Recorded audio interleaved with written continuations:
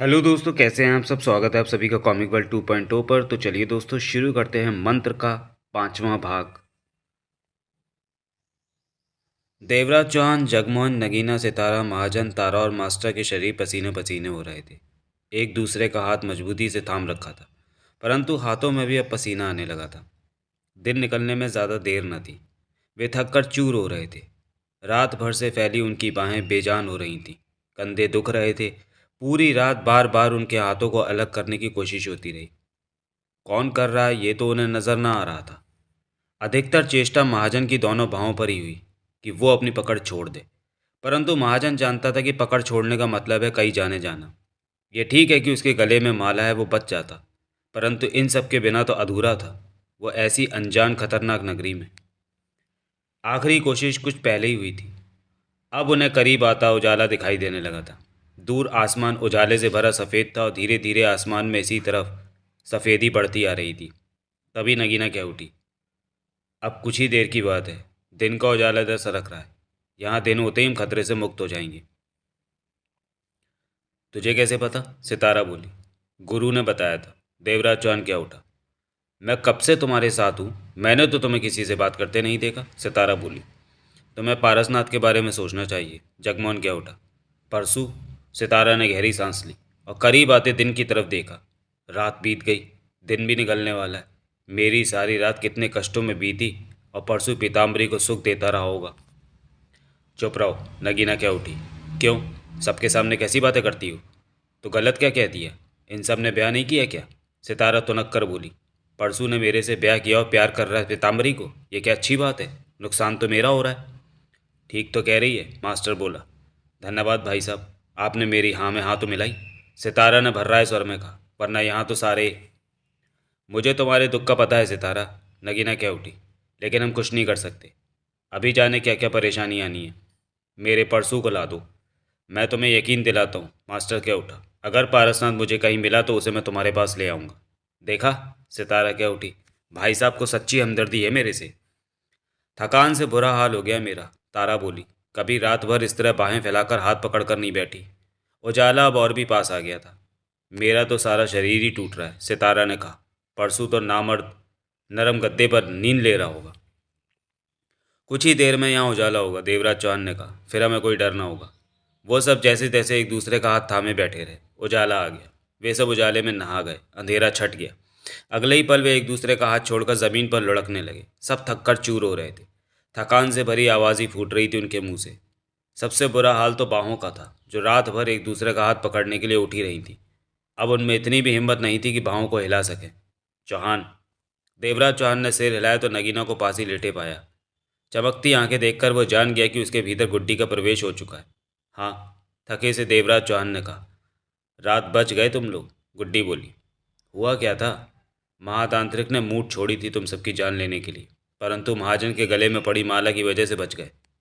ओह, यहाँ हमें कब तक रहना होगा? मैं इस तरह बैठा नहीं रह सकता, देवराज चौहान ने कहा। मेरे ख्याल में तुम्हें ज़्यादा देर नहीं रुकना पड़ेगा, गुड्डी बोली। मोना चौधरी ने कुबेर के दाने का पता कर लिया। अभी नहीं, लेकिन मेरी शक्ति मुझे एहसास करा रही है कि आज कुछ होगा। अब मैं जा रही हूँ, कुछ ज़रूरी काम करना। तुम आराम करो, यहीं रहना, कहीं और मत जाना। ये जगह मैंने अपनी शक्तियों से सुरक्षित कर दी है। अब यहाँ पर तुम लोगों को कोई नुकसान नहीं पहुँचा सकता। देवराज चौहान नगीना को देखता रहा। नगीना की आंखों में बसी कांच की सी चमक हल्की पड़ती चली गई। देवराज चौहान समझ गया कि गुड्डी चली गई है। उसने आंखें बंद कर ली। तांत्रिक भागवत ने महातांत्रिक के चेहरे पर नजर डाली। वहाँ अंधेरा था, परंतु रात भर से वहाँ अंधेरे में बैठे होने की वजह से उनकी आंखें अंधेरे में देखने की अभ्यस्त हो चुकी थी। हवन कुंड बुझ चुका था। वहाँ चिंगारी चमकती भी नजर आना आ रही थी। भागवत ने अपने चेहरे पर आए पसीने को पोंछते हुए कहा, बहुत देर हो गई महातांत्रिक, मूठ अभी तक काम पूरा न कर सकी। महातांत्रिक की निगाह तख्त पर पड़े सातों नींबुओं पर गई। वो भी परेशान था। बंद खिड़कियों की तरफ देखो, बाहर उजाला फैलने लगा है, तांत्रिक भागवत ने कहा। मूठ का यह भी नियम है कि वो रात में आएगी तो रात में ही वापस जाएगी, दिन में आएगी तो दिन में ही वापस जाएगी। ऐसा कभी हुआ कि मूठ रात में आए और दिन में जाए, या दिन में आए और रात में जाए? परेशान न कर भागवत, चुप रहे। महातांत्रिक होठ बीच कर क्या उठा।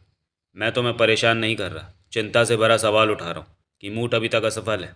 दिन निकलने वाला है, उसके पास जाने का समय नज़दीक आ चुका है, और उसकी खून की प्यास अभी तक नहीं बुझी। हमारी जान खतरे में है, निसंदेह। हम मर जाएंगे महातांत्रिक, मूठ हमारी जान ले लेगी। तुम्हारी तरह मुझे भी चिंता है, मुझे भी अपनी जान प्यारी है भागवत। कुछ करो, अब मेरे बस में कुछ भी नहीं है। ऐसा ना कहो महातांत्रिक, तुम तो बहुत बड़े विद्वान हो। मेरे बस में जान बचाना होता तो मैं तुम्हें चिंतित ही क्यों होने देता, खुद भी परेशान क्यों होता, महातांत्रिक ने उखड़े स्वर में कहा। सच में मूठ से बचने का कोई तरीका नहीं है? देवी से फौरन बात करो, शायद वो कुछ। ये मामला तो देवी के बस के भी बाहर का है। मूठ ने अपने नियम पहले ही बता रखे हैं। उसे इस्तेमाल करना है तो बेशक करो, परंतु उसके नियमों को याद रखो। ये बात मूठ हर बार दोहराती है। महातांत्रिक बेचैन से कह उठा। हम मर जाएंगे? तुम नहा के परेशान हो रहे हो, इंतज़ार करो, मूठ सफल होकर ही लौटेगी। झूठी तसल्ली दे रहे हो तुम, दिन का उजाला फैलने वाला है। मैं क्या करूं? मैं कुछ भी नहीं कर सकता। महातांत्रिक गुस्से से कह उठा। मूठ के खामोशी से वापस जाने का कोई तो रास्ता होगा। नहीं, मूठ का दिमाग भटकाने के लिए मंत्र का इस्तेमाल करो। मूठ ने खुद को सुरक्षित कर रखा है, ऐसे मंत्रों का उस पर कोई असर नहीं होता। उफ, तो तुम क्या कहना चाहते हो कि हम हाथ पर हाथ रखे बैठे अपनी मौत का इंतजार करते रहेंगे? हाँ, हमें यही करना। तभी मूठ की कड़कती आवाज़ वहाँ गूंजी। मैं आ गई हूँ महातांत्रिक। दोनों की निगाह हवन कुंड पर जा टिकी, जो कि बुझा पड़ा था। अपने स्थान पर आ मूठ, ये तो बात करने का कोई तरीका नहीं। कोई फ़ायदा नहीं, मेरे जाने का वक्त करीब आ चुका है। मूठ का कड़कता स्वर पुनः वहाँ गूंजा। तो तू उन सातों को खत्म नहीं कर सकी? विघ्न है रास्ते में, मैं तुम्हें पहले ही बता चुकी हूँ, वो सब सुरक्षित हैं। झूठ कहती है तू, तूने मन से काम नहीं किया। खामोश, मेरी तरफ उंगली मत उठा। मूठ की आवाज़ में खतरनाक भाव आ गए। क्यों ना उठाऊं? तेरे को बुलाया उनकी जान लेने के लिए, और तू अब हमें मारने की बात कहती है? यही मेरा नियम है। आई हूं तो खून पी कर जाऊंगी। मूठ की आवाज़ में गुर्राहट थी। नादान मत बन, दोबारा आना उन सातों को खत्म करने के लिए। तू थक गई होगी, जा आराम कर। मूठ की हंसी वहाँ गूंज उठी। बात को टालता है? सुन, अब तुम दोनों के खून से मैं अपनी प्यास बुझाने जा रही हूँ। बेवकूफ़, ठहर जा। महातांत्रिक गुर्रा उठा। तुम्हारा हमारा कितना पुराना साथ है। तांत्रिक भागवत क्या उठा। हमें क्यों मारती हो? मैं अपने कायदे में रहकर ही काम करती हूँ। मेरा कोई दोस्त नहीं, दुश्मन नहीं। बचने को मत कहो, क्योंकि तुम दोनों के भाग में मौत लिखी जा चुकी है। मूठ का स्वर गूंज रहा था। तभी महातांत्रिक और तांत्रिक भागवत चौंके। तख्त पर हत्थे के बल पर खड़ा चाकू ऊपर उठकर ठहर गया, जैसे किसी ने उसे हाथ में थाम लिया। दोनों के चेहरे पीले सफ़ेद हो गए। ठहरो मूठ, महातांत्रिक तेज स्वर में कह उठा। मुझे बातों में उलझाओ मत, मेरा वार अब तुम पर होगा। तुम खून से अपनी प्यास बुझाना चाहती हो? हाँ, तो भागवत के खून से अपनी प्यास बुझा लो। मेरे खून की क्या ज़रूरत है? महातांत्रिक क्या उठा। तांत्रिक भागवत ने चौंक कर महातांत्रिक को देखा। ये क्या कह रहे हो? ठीक ही तो कहा है भागवत, दो क्यों मरे, एक ही मरे तो अच्छा है। तो तुम मर जाओ, मैं क्यों मरूं? नगरी को मेरी ज़्यादा ज़रूरत है, लेकिन जान तो सबकी बराबर है। भागवत ने कहने के साथ ही ऊंचे स्वर में कहा। मूठ, तू महातांत्रिक की जान ले ले, मुझे छोड़ दे। नहीं, महातांत्रिक गुर्रा उठा। भागवत के खून से अपनी प्यास बुझा। खबरदार जो दोबारा ऐसा कहा। भागवत गुर्रा उठा। मुझसे तू ऐसा व्यवहार करेगा तो नर्क में जाएगा। महातांत्रिक ने कठोर स्वर में कहा। मुझे मरवा कर खुद को बचाएगा तो तू नर्क में जाएगा। इसकी जान ले मूठ, महातांत्रिक बोला। नहीं, इसे मार। तभी वो हवा में लहराता चाकू बहुत तेजी से घूमा और महातांत्रिक तांत्रिक भागवत की गर्दनें काटता चला गया। दोनों के शरीरों को तीव्र झटका लगा और नीचे लुढ़क कर तड़पने लगे। पारसनाथ ने वहां बहुत कुछ देखा। उसके बाद पीताम्बरी के साथ पलटकर वापस उसी हॉल में पहुंचा तो क्या उठा। पीताम्बरी। पारसनाथ की निगाह कुबेर के दाने पर जा टिकी। कुबेर के दाने के बारे में मैं शंकित हूँ। वो कैसे? पीताम्बरी ठटकी। ये कुबेर के दाने का प्रतिबिंब है, पारसनाथ बोला। हाँ, तो ये प्रतिबिंब जहाँ से आ रहा है वहाँ कुबेर का दाना हकीकत में मौजूद है? अवश्य है परसू। तो प्रतिबिंब के सहारे कोई असली कुबेर के दाने तक पहुँच सकता है? पीताम्बरी कुछ चुप रहकर कह उठी। असंभव बात है ये। प्रतिबिंब के सहारे कुबेर के दाने तक तभी पहुंचा जा सकता है जब कोई बहुत ही शातिर दिमाग का हो और उसे पर्याप्त वक्त मिले। माना कि तुम्हारी बात कभी संभव हो जाए तो भी कुबेर के दाने को हासिल नहीं किया जा सकता, उसे छुआ भी नहीं जा सकता। क्यों? मैंने उसे वहां पर कुबेर के दाने को मंत्र में बांध रखा है। वो मंत्र उसे छूने नहीं देगा। मंत्र किसी और को भी तो पता होगा, रंगीली को, अरोमा को। नहीं, वो मंत्र मैंने किसी को नहीं बताया। पीताम्बरी ने इनकार में सिर हिलाया। उस मंत्र को मैंने गुप्त रखा है। पारसनाथ के चेहरे पर सोच के भाव दिखाई दे रहे थे। रंगीली या अरोमा ने देखा है असल कुबेर के दाने को? नहीं, सिर्फ इसी प्रतिबिंब को ही देखा है। परंतु तुम कुबेर के दाने को लेकर इतने व्याकुल क्यों हो परसू? मुझे तेरी चिंता है पीताम्बरी, क्योंकि तू मुझे बहुत प्यारी है। मेरी चिंता? हाँ, कुबेर के दाने का ही प्रताप है तेरा यश। तेरे साथ अब मैं भी जुड़ चुका हूँ। कुबेर का दाना तेरे हाथ से निकल गया तो तेरा यश फीका पड़ता चला जाएगा, इसलिए मैं उसकी सुरक्षा के प्रति चिंतित हूँ। चिंता मत करो, वो मंत्र मेरे ही पास है, जिसके भीतर वो कुबेर का दाना कैद है। उस मंत्र को जाने बिना कोई भी कुबेर का दाना हासिल नहीं कर सकता। पीताम्बरी के सर में दृढ़ता थी। इस प्रतिबिंब के सहारे भी कुबेर के दाने तक पहुंच पाना असंभव बात है। कोई पहुंच भी गया तो उस मंत्र को पढ़े बिना कुबेर का दाना हासिल नहीं कर सकता। विश्वास के साथ कह रही हो ये बात?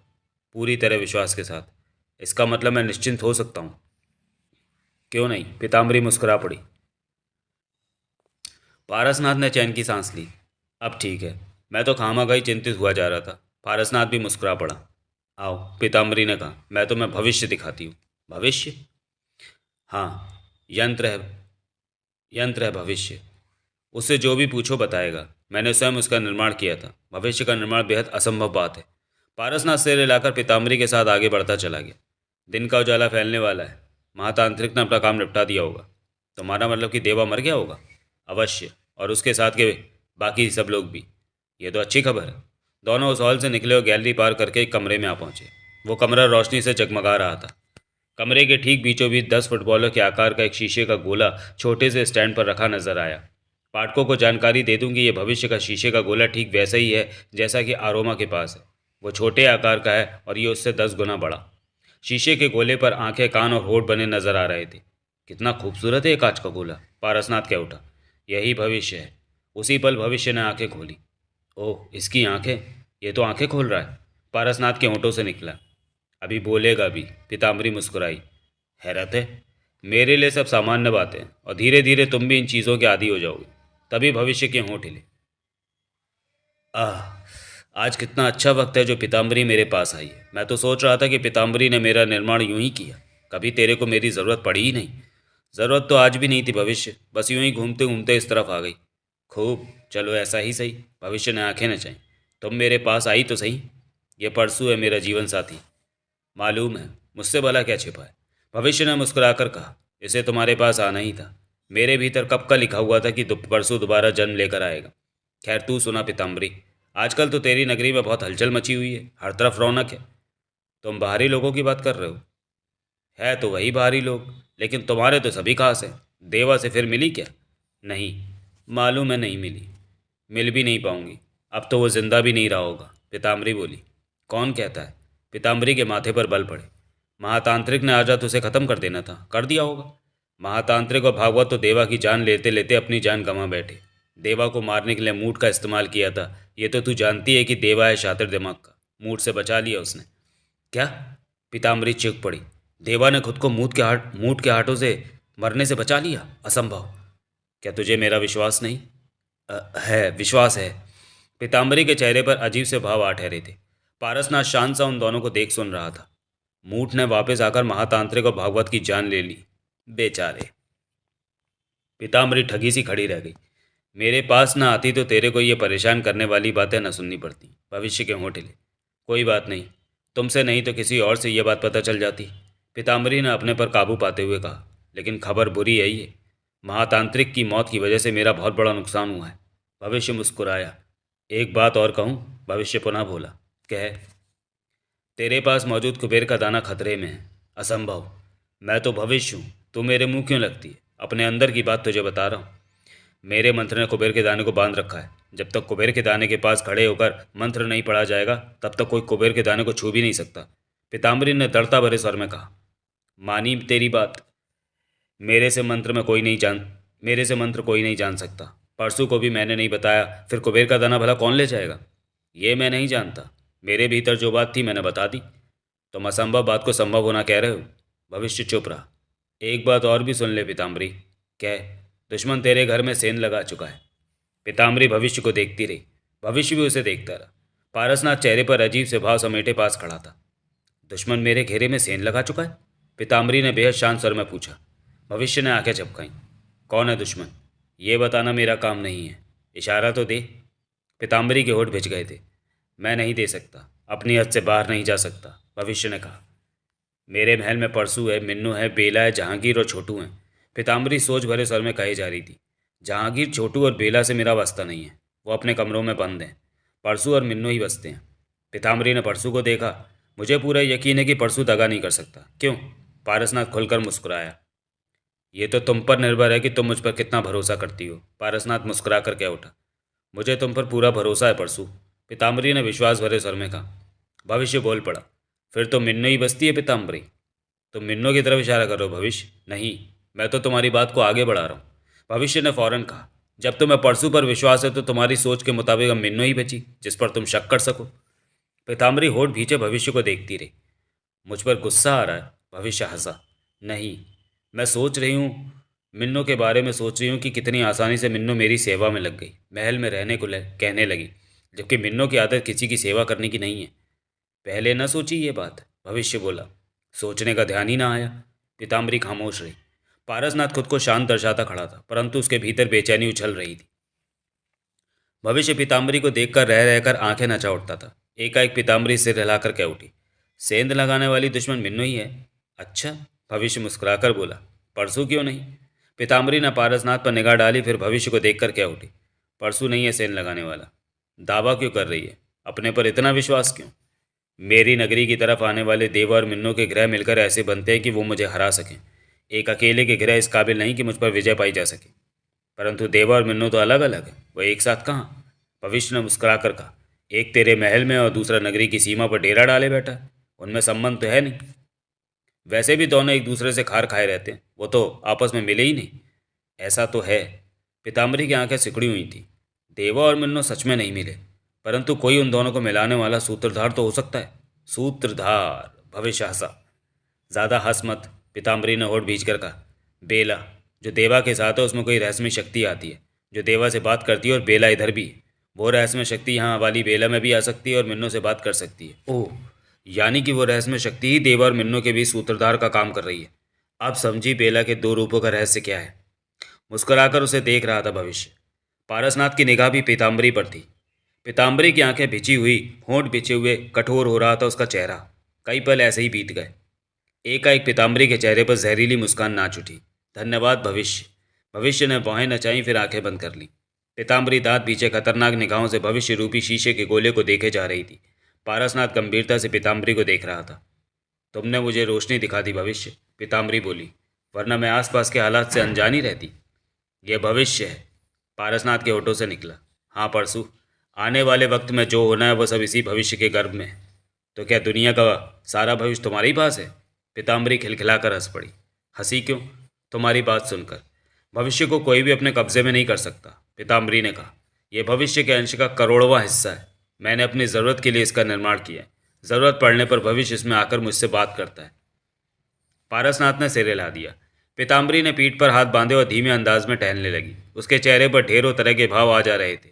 रह रहकर उसके चेहरे पर विषैले भाव फैल जाते थे। क्या सोच रही हो तुम? पारसनाथ क्या उठा। तुम्हें परेशान देखकर जाने क्यों मैं परेशान हो रहा हूँ। पीताम्बरी ठिठकी पारसनाथ को देखने लगी। अब वो गंभीर नजर आने लगी थी। परसू, कहो पीताम्बरी, मिन्नो और बेला दोनों बहनें मेरे लिए खतरनाक हैं। वो मेरे खिलाफ साजिश रच रही हैं। मैं नहीं समझा कि तुम किस साजिश की बात कर रही हो, पारसनाथ बोला। तुमने भविष्य से कहा कि बेला में वो रहस्यमय शक्ति आ रही है, वो सूत्रधार है देवा और मिन्नो के बीच। ये सब बातें मेरी समझ से बाहर हैं। पीताम्बरी खामोश रही। तुम मुझे हकीकत से वाकिफ कराओ तो मैं कुछ सोचूं, पारसनाथ पुनः बोला। पीताम्बरी कुछ खामोश रहकर कह उठी। शुरू से ही देवा की सहायता कोई रहस्यमय ताकत कर रही है। वो शक्ति कौन है मैं नहीं जानती, लेकिन ये तो सोच सकती हूँ कि वो शक्ति अच्छाई के देवताओं से संबंध रखती होगी, तभी तो वो मेरे खिलाफ देवा की सहायता कर रही है। तुमने देखा उस शक्ति को? नहीं, वो नजर आ जाए तो उसे बर्बाद कर दूंगी। पीताम्बरी दांत किटकिटा कर कह उठी। उसका वजूद मिट्टी में ही मिला दिया होता मैंने, अगर उसकी एक झलक भी मिली होती। तो तुम्हें कैसे पता कि कोई शक्ति उसकी सहायता कर रही है? पारसनाथ ने पूछा। मेरी शक्तियों ने बताया। उन्हें कैसे पता चला उस शक्ति के बारे में? पारसनाथ की उत्सुकता बढ़ती जा रही थी। एहसास पा लिया मेरी ताकतों ने। देवा बेला से बात करता है तो मेरी शक्तियों को एहसास हो जाता है कि वो साधारण इंसान से नहीं, किसी ताकत से बात कर रहा है। वो रहस्यमय शक्ति बेला के भीतर आकर बात करती है। ओह, अब समझा। और वही शक्ति इधर मौजूद बेला के दूसरे रूप में आकर मिन्नो से बात करती। क्या पता तुम्हें वहम हुआ? मुझे वहम नहीं होता परसू। दोनों नतीजे निकालना मेरे लिए मामूली बात है। पारसनाथ कुछ नहीं बोला। वही रहस्यमय शक्ति दोनों तरफ मौजूद बेला में आकर मिन्नो और देवा से बात करती है। मेरे खिलाफ साजिश रची जा रही है, जिसका एहसास मुझे बहुत बाद में हुआ। भविष्य से बात करके मैं इस नतीजे पर पहुंची। पीताम्बरी एक एक शब्द चबाकर गुस्से से दरिंदगी भरे स्वर में कह रही थी। फिर तो इसका एक ही रास्ता है। पारसनाथ शब्दों को चबाकर क्या उठा। क्या? पीताम्बरी ने पारसनाथ की आंखों में देखा। सबसे पहले बेला को ही खत्म कर दो, जिससे सूत्रधार खत्म हो जाए। खत्म तो मिन्नों को भी किया जा सकता है, पीताम्बरी ने कड़वे स्वर में कहा। तो देर किस बात की? पीताम्बरी हंसी। मैं कुछ और ही सोच रही हूँ। क्या? पारसनाथ ने उसे देखा। खेल खेला जाए? खेल? पीताम्बरी के चेहरे पर कहर भरे भाव नाच रहे थे। जैसे बेला और मिन्नो बेला के भीतर आने वाली शक्ति और मिन्नो मेरे से खेल रही है, वैसे ही मैं भी खेल खेलूं तो क्या हर्ज है? पीताम्बरी जहर भरी मुस्कान के साथ कह रही थी। बेला को मार दिया तो उससे क्या फ़ायदा होगा? वो तो शायद जानती भी नहीं होगी कि उसमें कोई शक्ति आकर मिन्नो से बात करती है। शायद वो इस सारे मामले से अनजान हो। तुम कैसे कह सकती हो? मैं ऐसी शक्तियों से बहुत अच्छी तरह वाकिफ़ हूँ। कुछ चुप रहकर पारसनाथ बोला। तुम किस खेल की बात कह रही हो?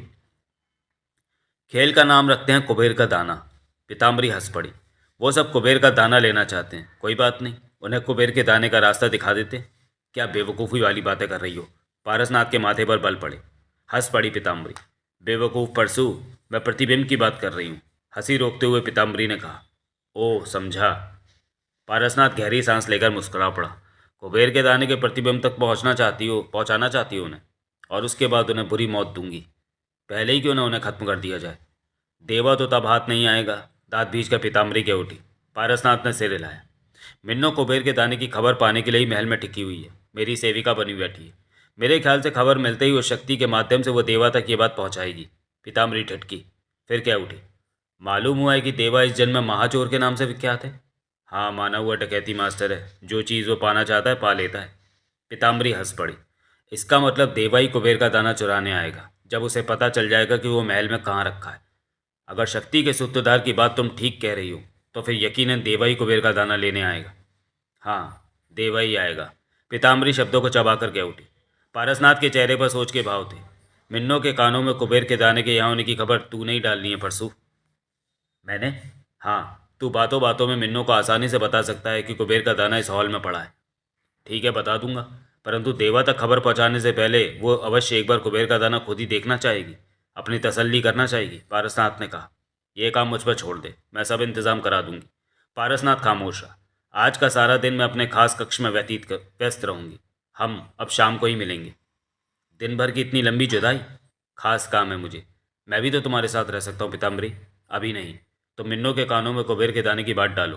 पीताम्बरी ने पारसनाथ को तहखाने से बाहर छोड़ा और पुनः तहखाने में आकर वो एक छोटे से ऐसे कमरे में पहुंची जिसकी दीवारें काली थी। पीताम्बरी ने दीवार पर उंगली से बॉक्स के अंदाज में लाइनें खींची, परंतु लाइनें नजर न आ रही थी। फिर हाथ जोड़कर आंखें बंद करके होठों ही होठों में मंत्र बड़बड़ाने लगी।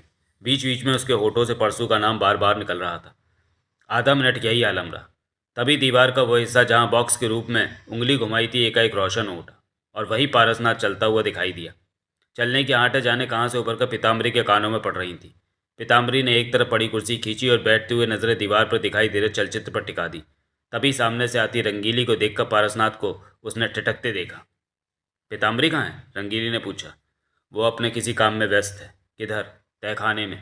शाम को वो वहाँ से बाहर आएगी। ठीक है। तुम रात भर के जागे हुए हो, सोई नहीं? रंगीली ने पूछा। अभी नींद लूंगा। मोना चौधरी कहाँ है? अपने कमरे में। पारसनाथ सिर हिलाता आगे बढ़ गया। पीताम्बरी दीवार पर नजर आ रहा पारसनाथ को देख रही थी, उसकी बातें सुन रही थी। कुछ देर बाद ही रंगीली ने वहाँ प्रवेश किया। आ रंगीली, पीताम्बरी क्या उठी। यहाँ पर क्या हो रहा है? पूछते हुए रंगीली की निगाह दीवार पर नजर आते पारसनाथ पर जा टिकी। परसू पर नजर रख रही हूँ। क्यों? रंगीली पीताम्बरी को देखने लगी। मेरे ख्याल में परसू भी मेरे साथ धोखेबाजी कर रहा है। परसू भी? रंगीली की आंखें सिकुड़ी। इसका मतलब कोई और भी है धोखेबाजी करने वाला? मिन्नो है। ओह, लेकिन हुआ क्या? ये सब हमारी नगरी में कुबेर का दाना लेने आए। तू सुन, अब तुझे क्या करना है। बंद दरवाजे के बाहर खिरी और बंडा खड़े थे। बाहर कब का दिन निकल चुका था। बंडा एकाएक कह उठा। बहुत देर हो रही है, अब तक महातांत्रिक और तांत्रिक भागवत को बाहर आ जाना चाहिए था। मैं भी यही सोच रही हूँ, खिरी फौरन कह उठी। बंडा खामोश रहा, सोचने लगा। तुम दरवाज़ा खटखटाओ, खिरी ने कहा। कहीं वो किसी काम में व्यस्त हो, मेरे कारणों से समस्या ना आ जाए। जैसा तुम मुझे समझो। बंडा बेचैनी भरे अंदाज में खड़ा रहा। खिरी दूसरी तरफ देखने लगी। बंडा ने दरवाजे से कान लगाया और भीतर की आहटें सुनने लगा। खिरी उसे देख खामोश रही। काफ़ी देर बाद बंडा दरवाजे से कान हटाता क्या उठा। भीतर से कोई आहटें नहीं उठ रही। फिर देखो, छोटा सा कान था, उन्हें तो रात को ही बाहर आ जाना चाहिए था। बंडा ने कहा और पुनः दरवाजे से कान लगा लिया। देर तक वो इसी मुद्रा में रहा, परंतु भीतर से आती कोई आहट न सुनाई दी। क्या हो रहा है? खिरी ने पूछा। कोई आवाज़ नहीं उठ रही। बंडा ने सीधे होते हुए दरवाज़ा खटखटाया। भीतर से जवाब ही कहाँ मिलना था। महातांत्रिक जी! बंडा ने दरवाज़ा थपथपाते हुए पुकारा। कई बार पुकारा, परंतु भीतर से कोई जवाब न आने पर बंडा ने व्यग्रता से कहा, भीतर अवश्य कुछ अनिष्ट हुआ है, वरना जवाब अवश्य मिलता। दरवाज़ा तोड़ना होगा। खिरी भी न समझ पाई कि आखिर भीतर से जवाब क्यों नहीं मिल रहा। बंडा दरवाज़ा तोड़ने लगा, कंधे मार मार कर। उन सब ने मिलकर दरवाज़ा तोड़ा। दरवाज़ा खोलने पर वे भीतर प्रवेश करते ही ठिठक गए। खिरी ने भी भीतर का दृश्य देखा तो चौंक पड़ी। उनकी निगाह तख्त पर फिरने लगी। ओह, महातांत्रिक की अप्राकृतिक मृत्यु हो गई। किसने किया ऐसा? मूठ ने महातांत्रिक और तांत्रिक भागवत की जान ली है, बंडा बोला। मूठ ने? खिरी बोली। हाँ, तख्त पर पड़े सातों नींबू सलामत है, यानी कि दुश्मन अभी तक जिंदा है। चाकू पर खून लगा हुआ है, इसका मतलब जब मूठ को छोड़ा गया तो वह अपना काम करने में असफल रही और उसने वापस आकर इन दोनों की जानें ली। सुनकर खिरी ने राहत से भरी लंबी सांस ली। प्रत्यक्ष में बोली, ओह, ये तो अनर्थ हो गया। मुझे तो विश्वास नहीं आ रहा कि मूठ अपने काम में असफल रही। बंडा कह उठा। परंतु सामने जो दृश्य नजर आ रहा है उस पर अविश्वास भी नहीं किया जा सकता। उफ, बहुत बुरा हुआ ये। इस बात की खबर मैं पीताम्बरी को देकर आती हूँ, खिरी ने कहा और पलट कर आगे बढ़ गई। उसके लिए यही अच्छी खबर थी कि मास्टर जिंदा है। कैसे बच गया, इस तरफ सोचने की उसे जरूरत न थी। वो खुश थी। रंगीली भी पीताम्बरी के पास ही मौजूद रही। पारसनाथ नजर आ रहा था दीवार पर बनी छोटी सी स्क्रीन पर। जब वो मोना चौधरी से मिलने उसके कमरे की तरफ जा रहा था तब मोना चौधरी सीढ़ियों से उतरते दिखी। पारसनाथ ठिठक गया। पीताम्बरी और रंगीली के चेहरे पर दिलचस्पी के भाव उभरे। अब ये क्या बात करेंगी? रंगीली कह उठी। मैंने परसों को सिर्फ इतना कहा था कि मिन्नो को इतना बता दे कि कुबेर के दाने का प्रतिबिंब कहाँ पर मौजूद है, लेकिन मिन्नो को ये नहीं बताना कि वो प्रतिबिंब है। यही कहे कि कुबेर का दाना ही है वो। समझी, लेकिन मुझे ये भी देखना है कि परसों उससे क्या बात कहता है। तुम्हारा क्या ख्याल है कि वो कोई और बात भी करेगा? रंगीली ने पूछा। ख्याल तो मेरा यही है। ये बात आपके मन में कैसे आई कि परसों तुम्हें धोखा दे रहा है? भविष्य से बात करते वक्त सोचा कि परसों एकाएक ही महाजन के मिन्नो के खिलाफ हो गया। बेशक वो मेरा दीवाना है, लेकिन अपने खास लोगों के प्रति एकाएक इतना कठोर नहीं बन सकता। ओह, अगर कठोर बना है तो कहीं मुझे दिखाने, मेरा विश्वास जीतकर कुबेर का दाना हासिल करने के लिए। तो परसों का कुबेर के दाने से क्या मतलब? ये मत भूल रंगीली की परसों तब देवा के साथ ही था जब वो नगरी पहुंचा। इस बीच देवा और परसों की कुबेर के दाने को लेकर कोई बात हुई हो सकती है। ऐसे में हो सकता है वो किसी तरह का धोखा देने की खातिर मेरे पास पुराने प्यार का वास्ता लेकर आ पहुंचा हो। कुबेर का दाना हासिल करने के लिए यहाँ आ गया हो। यही तो मैं कह रही हूँ। जो भी सच है वो अब सामने आ जाएगा। इनकी बातें सुनो। पीताम्बरी और रंगीली की निगाह दीवार पर बनी छोटी सी स्क्रीन पर जा टिकी। नीचे पारसनाथ ठिठका हुआ था और सीढ़ियाँ उतरती मोना चौधरी उसके पास आ पहुंची थी। पीताम्बरी कहाँ है? मोना चौधरी ने पूछा। वो व्यस्त थे मोना चौधरी, पारसनाथ ने गंभीर स्वर में कहा। तुम कैसी हो? तुम्हारे सामने हूँ, मोना चौधरी मुस्कुराई। महाजन, वो जा चुका है यहाँ से। मैं नहीं जानती कि वो किस हाल में है, मोना चौधरी ने कहा। दोनों कई पलों तक एक दूसरे को देखते रहे। एकाएक पारसनाथ के खुरदरे चेहरे पर हल्की सी मुस्कान उभरी। तो तुमने पीताम्बरी की सेवादारी स्वीकार कर ली और तुम पीताम्बरी की गोद में जा बैठे? वो तो मेरी मजबूरी थी। कैसी मजबूरी? पल भर ठिठक कर पारसनाथ बोला। कुबेर के दाने तक पहुंचने की मजबूरी। मोना चौधरी की आंखें सिकुड़ी। पारसनाथ ने उसी मुस्कान के साथ अपनी गर्दन हिला दी। मैं कुछ समझी नहीं, मोना चौधरी शंकित स्वर में कह उठी। हमें आपस में खुलकर बात करनी चाहिए, क्योंकि मैं जानता हूँ कि तुम किसी की सेवादारी स्वीकार नहीं करोगी। मोना चौधरी कुछ न बोली। मैं सितारा के साथ इस नगरी तक आ पहुंचा था। पेशीराम की बातें सुनकर मैं तुम्हें और देवराज चौहान को रोकने के लिए चल पड़ा था। इन बातों को जानने के लिए पढ़ें अनिल मोहन का उपन्यास मास्टर, जो कि आपको अनिल मोहन की प्लेलिस्ट में मिल जाएगा। मैं चाहता था कि तुम दोनों में से कोई भी इस नगरी में पहुंचे, परंतु मैं आ पहुंचा नगरी में कि तभी देवराज चौहान और जगमोहन से मुलाकात हुई।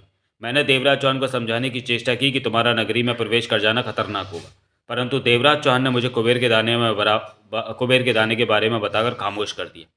कुबेर के दाने के बारे में? हाँ, देवराज चौहान ने स्पष्ट कहा कि मैं रुक नहीं सकता, क्योंकि इसमें अपनी दुनिया के लोगों का भला है। पीताम्बरी जादू टोने और तंत्र मंत्र के आविष्कार करके हमारी दुनिया में भेज रही है, जिन्हें इस्तेमाल करके लोग बर्बाद होते जा रहे हैं। उस बर्बादी को रोकने के लिए कुबेर का दाना पाना जरूरी है, जो कि पीताम्बरी के पास है। पारसनाथ गंभीर स्वर में कह रहा था। तब तक मुझे पूर्व जन्म की अच्छी तरह याद आ चुकी थी। कुबेर के दाने को पाने के लिए पीताम्बरी के करीब पहुंचना बहुत ज़रूरी था, और वो सिर्फ मैं ही पहुंच सकता था। पूर्व जन्म की दीवानगी के आधार पर? हाँ, क्योंकि मैं तब पीताम्बरी का दीवाना था। ऐसे में मेरे को एक ही रास्ता दिखा कि मैं आज भी खुद को दीवाना ही दर्शाऊं, और ऐसा ही किया मैंने। पीताम्बरी पीताम्बरी कहता पागलों की तरह मैं महल की तरफ भाग खड़ा हुआ। उस वक्त मैं देवराज चौहान को भी ना बता सका कि ये सब क्यों कर रहा हूँ मैं। एक पल में ये बात मेरे दिमाग में आई और अगले ही पल मैंने अपनी सोचों को अंजाम दे दिया और भाग खड़ा हुआ। समझी? मोना चौधरी ने गंभीर स्वर में कहा। कई बार तो मुझे लगता था कि तुम सच में उसके दीवाने हो चुके हो। ऐसा दर्शाना बहुत ज़रूरी था, वरना पीताम्बरी मेरी चाल समझ जाती। अब समझी सारी बात। तुमने पीताम्बरी की सेवादारी स्वीकारी क्योंकि कुबेर के दाने तक पहुंच सको। हाँ, तुम खतरे में हो। क्या मतलब?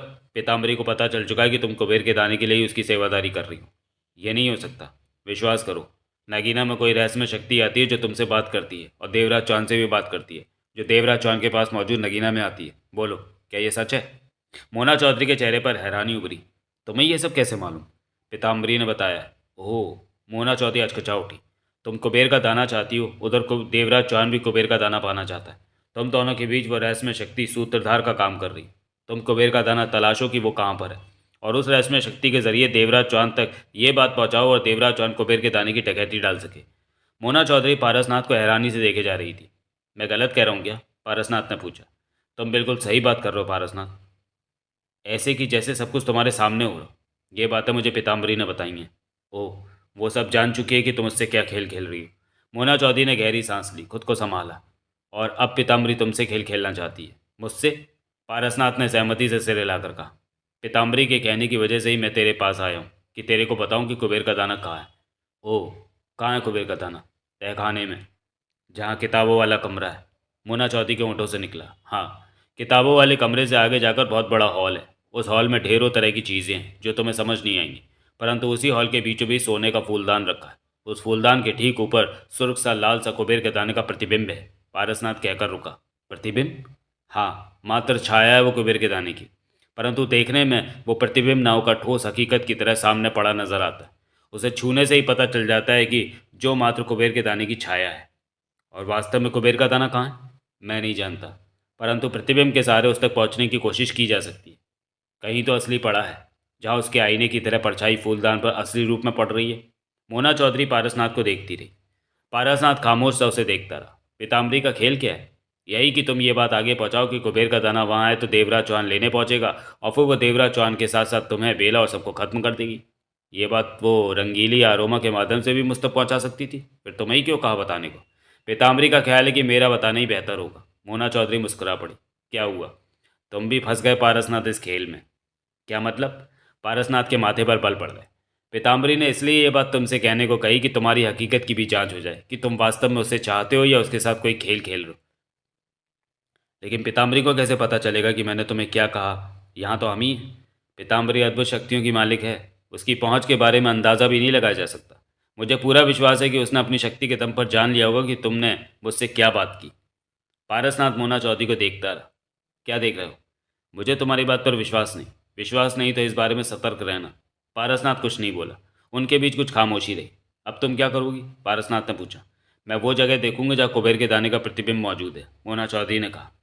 मुझ पर विश्वास करो, मैंने सही बताया। मोना चौधरी मुस्कुरा पड़ी, बोली। मुझे तुम पर विश्वास है। तुम्हारे मन में ये शक नहीं आना चाहिए कि मुझे तुम पर भरोसा नहीं। तो वहाँ जाकर क्यों देखना चाहती हो कुबेर के दाने के प्रतिबिंब को? ताकि सारी स्थिति सही मालूम करके ये बातें मैं उस रहस्यमय शक्ति को बता सकूं और वो देवराज चौहान से इस बारे में बात करे। क्योंकि ये काम देवराज चौहान के हवाले किया गया है तो उसे सब कुछ ठीक से पता होना चाहिए। ये जानते हुए भी कि पीताम्बरी खेल खेल रही है, वहाँ कुबेर का दाना नहीं सिर्फ उसका प्रतिबिंब है। मेरा काम इधर की उधर करना है ताकि इस बारे में देवराज चौहान ठीक से विचार कर सके। क्या होगा, कैसे होगा, ये बात की बात है। कुबेर के दाने का प्रतिबिंब वहाँ है तो कुबेर का दाना भी कहीं दूर ना होगा। मोना चौधरी ने विश्वास भरे स्वर में कहा। तुम पीताम्बरी को भूल रही हो कि पीताम्बरी देवराज चौहान को वहाँ बुलाकर अपने जाल में फंसाना चाहती है। ये बात भूली नहीं, ये बात तो सबसे पहले। अब और ज़्यादा तुम्हारे पास रुकना ठीक नहीं। पारसनाथ क्या उठा। मेरे ख्याल में तो पीताम्बरी के सामने तुम्हारी पोल खुल चुकी है कि उसके साथ रहकर तुम धोखा कर रहे हो। अगर ऐसा नहीं हुआ तो अच्छी बात है, मोना चौधरी ने गंभीर स्वर में कहा। पीताम्बरी इतनी बेवकूफ़ तो होगी नहीं कि तुम्हें मेरे पास इस तरह अकेला छोड़ दे।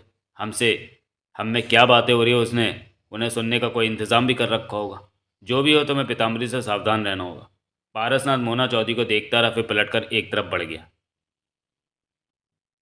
ये परसों तो बहुत बड़ा धोखेबाज निकला। रंगीली के होठों से निकला।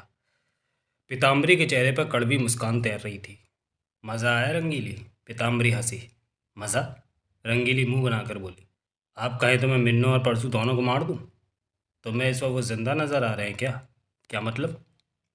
वो दोनों मरे ही हुए हैं। मेरे शिकंजे से आज तक कोई नहीं बच सका। ये बात तो मैं मानती हूँ। रंगीली ने सिर हिलाया। आपको पहले नहीं पता था कि परसों गद्दार है? नहीं, पूरा विश्वास न था। ऐसे में परसों को एक मौका दिया कि वो अपनी ईमानदारी साबित कर सके और उसने अपनी बेईमानी साबित कर दी। अब एक बात तो स्पष्ट हो गई। क्या? दोबारा जन्म लेकर आने वाले लोगों में कोई भी भरोसे के लायक नहीं है। सब बेईमान गद्दार हैं। इन्हें कुबेर का दाना चाहिए। सब उसी को पाने की ताक में है। जैसे हम अपने कर्मों को महत्व देते हैं, वैसे ही ये सब अपने कर्मों को ही महत्व दे रहे हैं। पहले जन्म में हमारा क्या रिश्ता था, इस बात की परवाह ना हमें है ना उन्हें। रंगीली कुछ पल पीताम्बरी को देखती रही, फिर बोली, मैं तो कहूँगी कि मौका न चूकिए, इन सबको ख़त्म कर दो। जल्दी मत कर रंगीली। क्यों? थोड़ा खेल खेलने दे। इन्हें मार दिया तो देवा सावधान हो जाएगा, अपना बचाव तलाश लेगा। तो इन्हें इसी रास्ते पर चलने दे जिस रास्ते पर चल रहे हैं। देर सवेर में देवा भी यहाँ आ जाएगा, फिर होगा खेल खत्म। ये भी ठीक ही है। रंगीली ने सिर हिलाया।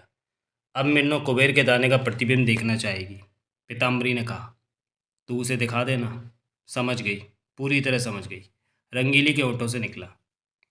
मोना चौधरी हॉल में ही सोफे पर बैठी थी। रंगीली वहाँ पहुंची। आज तो मिन्नो आराम कर रही है, रंगीली मुस्कुराकर कहते हुए पास बैठ गई। आ रंगीली, कहाँ थी तू?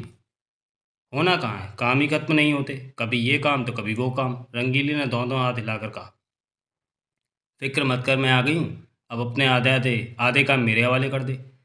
एकदम थोड़े ना ऐसा होगा, धीरे धीरे तू कामों को समझेगी तभी तो तू काम संभाल पाएगी। मोना चौधरी कुछ ना बोली। क्या सोच रही है तू? रंगीली बोली। सोचना क्या है, यूं ही बैठी हूँ। तूने उस दिन मुझे महल के तहखाने में किताबों वाला कमरा दिखाया था। हाँ, रंगीली ने गर्दन भी हिलाई। मैंने कहा था कि उसके आगे की जगह बाद में देखूंगी। वो जगह देखना चाहती है? सोच रही हूँ। सोचना क्या है मेरे साथ? अभी तो मैं फुर्सत में हूँ, बाद में व्यस्त हो जाऊंगी। मोना चौधरी से हिलाकर उठ खड़ी हुई। रंगीली भी उठी। पीताम्बरी कहाँ है रंगीली? दोनों ने देखा, ऊपर रेलिंग पर नगीना खड़ी थी। वो व्यस्त है, आज दिन भर व्यस्त रहेगी। क्यों? पीताम्बरी ने वादा किया था कि आज दिन निकलने पर वो मेरे साथियों को कैद से आज़ाद करा देगी। वादा तो किया था, परंतु रात नील सिंह के महल से भाग जाने की वजह से पीताम्बरी का मन बहुत ख़राब है। ऐसे में मुझे नहीं पता कि वो वादा उन्हें याद भी है कि नहीं। रंगीली ने कहा। पीताम्बरी के पास ले चल मुझे। अभी वो किसी से नहीं मिलेगी। कैद में उन्हें तकलीफ़ हो रही होगी। सो तो है। कौन कौन है तेरे साथी? देख, मैं भी भूल गई। सोहनलाल, बाकेलाल राठौर और रुस्तर राव। तेरा मतलब कि कुलचंद, भंवर सिंह और त्रिवेणी से है? हाँ वही। इंतज़ार कर, पीताम्बरी का मन ठीक होगा तब मैं बात करूँगी। तुम तभी कदमों की आहट गूंजी, सबकी निगाहें घूमी। आरोमा खिरी के साथ वहाँ आया था। देवी कहाँ है रंगीली? आरोमा अधीर से क्या उठा। व्यस्त हैं। रंगीले ने खिरी को देखा। तू भागवत को छोड़कर यहाँ क्या कर रही है? बुरी खबर है। कहो। महातांत्रिक और भागवत ने मूठ छोड़ी थी देवा और उसके साथियों को मारने को। तो रंगीली के माथे पर बल पड़े।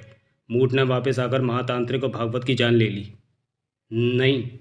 रंगीली के होठों से अजीब सा स्वर निकला। ये नहीं हो सकता। ये सत्य है, खिरी कह उठी। फिर तो बहुत बुरा हुआ। क्या मूठ देवा और उसके साथियों को नहीं मार सकी? नहीं, तभी तो वापस आकर मूठ छोड़ने वाले की जान ले ली। मुझे विश्वास नहीं आ रहा। बात विश्वास के काबिल है ही नहीं, खिरी ने अफसोस भरे स्वर में कहा, परंतु मन ही मन वो प्रसन्न थी। आखिर देवा के पास ऐसा क्या है जो मूठ असफल रही? रंगीली परेशान सी बोली। मैं नहीं जानती। रुको यहीं। रंगीली वहाँ से जाते हुए क्या उठी। पीताम्बरी से बात करके आती हूँ। रंगीली वहाँ से चली गई। रेलिंग पर खड़ी नगीना सबको शांत निगाहों से देख रही थी। मोना चौधरी वापस बैठ गई। आरोमा खिरी से क्या उठा। मैं व्यस्त हूँ, मुझे जाना होगा, कहकर आरोमा चला गया। शीघ्र ही रंगीली लौट आई। पीताम्बरी को यह खबर पहले ही मालूम है और महातांत्रिक की मौत से वो बहुत दुखी है। उसका कहना है कि अभी वो खास काम में व्यस्त है और किसी के बारे में बात नहीं करना चाहती। खिरी कुछ ना बोली। चल मिन्नू।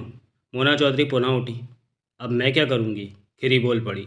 तांत्रिक भागवत तो रहा नहीं, किसकी सेवा में जाऊँ? तू क्या चाहती है?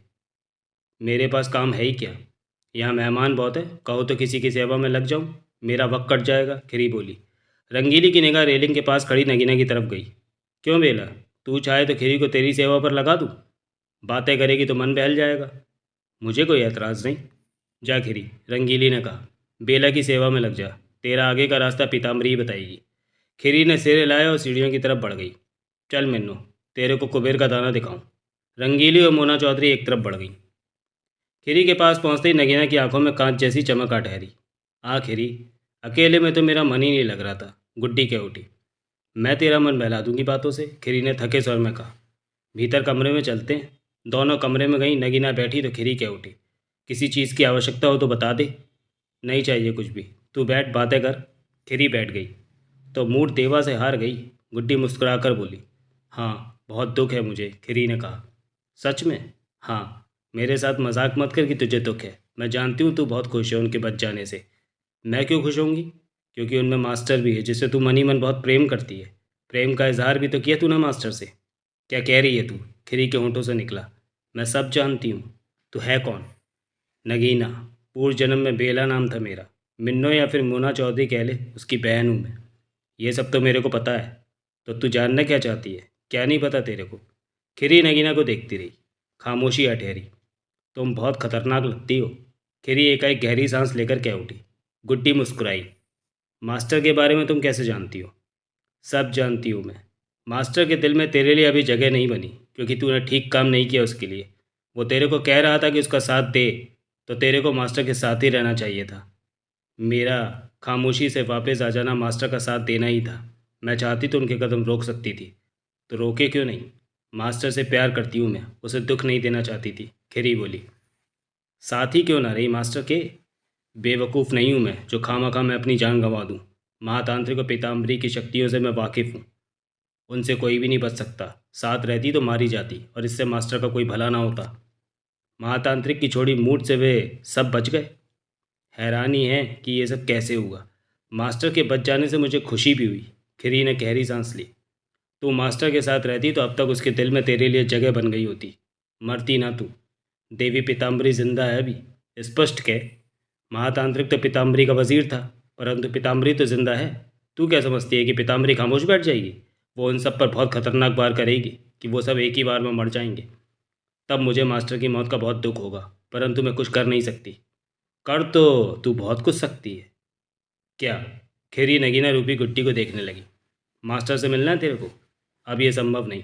खिरी के होंठों से दुख भरी सांस निकली। क्यों? उस तरफ मेरा जाना ना हो सकेगा, चोरी छिपे भी नहीं, क्योंकि सबकी निगाहें तो उस तरफ टिकी हैं। किसी से क्या कहूँगी कि क्या करने आई थी दुश्मनों के बीच? खिरी गंभीर स्वर में कह रही थी। अब मास्टर से मेरी मुलाकात ना हो पाएगी। पीताम्बरी के किए वार से वो अपनी जान गंवा बैठेगा। मैं मास्टर से तेरी मुलाकात करवा दूँ तो? खिरी का चेहरा आशा भरे भावों से चमक उठा। सच? हाँ, लेकिन तेरे को उसकी सहायता करनी होगी, डरना नहीं होगा। कैसी सहायता? मास्टर बहुत जल्द महल में आने वाला है। क्यों? पीताम्बरी के पास कुबेर का दाना है, उसे लेने के लिए देवा के साथ आएगा वो। खिरी बेला को देखती रही। तब उसे तेरी सहायता की जरूरत पड़ेगी। खिरी उसे देखती रही। चेहरे पर सोचों का तूफान ठहरा था। ये तेरे लिए आखिरी मौका होगा मास्टर पर विश्वास जमाने का। पीताम्बरी से डरती रही तो मास्टर के प्यार को कभी भी नहीं पा सकेगी। जिंदगी का क्या है, मर गई तो दोबारा जन्म मिल जाएगा। जिंदा रही तो मास्टर की बाहों में तेरी उम्र बीतेगी। मैं मास्टर की बाहों में जीवन बिताना चाहती हूँ। तो मास्टर जब महल में आए तो उसकी सहायता करना। करूँगी। कब आएगा वो? बहुत जल्द। अब ज़्यादा देर नहीं रही। कुबेर का दाना क्या है? सब्र रख, सब पता चल जाएगा तेरे को। मैं कैसे मास्टर के काम आ सकूंगी? इंतज़ार कर, वक्त तेरे को सब कुछ बता देगा। गुड्डी गंभीर स्वर में कह उठी। तुम कौन हो? नगीना या फिर बेला, कुछ भी कह लो। मुझे तुम्हारी बातों से संदेह होता है कि तुम कुछ और ही हो। गुड्डी हौले से हंसी। वहम में मत पड़, जो कहा है उसके बारे में सोच और वक्त आने पर मास्टर के लिए कुछ करने की सोच। खिरी गुड्डी को देखती रही, फिर क्या उठी। तेरे को ये सब बातें कैसे पता कि मास्टर महल में आने वाला है? इस फेर में ना पड़ कि मेरे को क्या पता और कैसे पता। अपना भला सोच कि तेरा भला किस में है। तू मेरे सवालों के जवाब को रहस्य में देख रख रही है। मस्त रह। गुड्डी मुस्कुराई। तू कोई सवाल ही कर ही मत। खिरी गहरी सांस लेकर रह गई। मोना चौधरी की निगाहें कई पलों तक कुबेर के दाने पर टिकी रह गई। पाठकों को हम ये बता दें कि फिलहाल हम कुबेर के दाने के प्रतिबिंब को कुबेर का दाना कहकर ही पुकारेंगे। कई पल चुप्पी में बीत गए। यही है?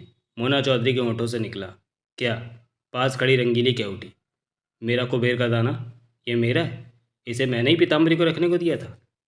मुझे नहीं मालूम। रंगीली की आवाज़ में सामान्य भाव थे। उसकी बातों से, उसके व्यवहार से ये कहीं से भी महसूस ना हो रहा था कि उसे मोना चौधरी की धोखेबाजी वाली नीति के बारे में पूरा ज्ञान है। पीताम्बरी ने तेरे को कभी बताया नहीं कि कुबेर का दाना मिन्नो का है? नहीं बताया। मोना चौधरी अपलक उस सुर्ख लाल से कुबेर के दाने को देखे जा रही थी। सुंदर, अति सुंदर। वही रंग रूप, वही आकर्षण, सब कुछ वही। इतने लंबे वक्त के बीत जाने पर भी इस कुबेर के दाने ने अपना स्वरूप नहीं खोया। ओह, इसे सामने देखकर मैं कितनी रोमांचित हो रही हूँ। रंगीली मुस्कुराती हुई मोना चौधरी को देखती रही। पीताम्बरी को तो जन जन के लिए मेरा आभारी होना चाहिए। क्यों? उसका यश इसी कुबेर के दाने की वजह से ही तो है, वरना उसे कोई जानता भी नहीं। ये जिसके पास रहेगा वो सफलता की सीढ़ियाँ चढ़ता चला जाएगा। यही तो पीताम्बरी के साथ हो रहा है। उसके जादू टोनों के और तंत्र मंत्र के आविष्कार हमारी दुनिया में लोगों को पसंद आ रहे हैं।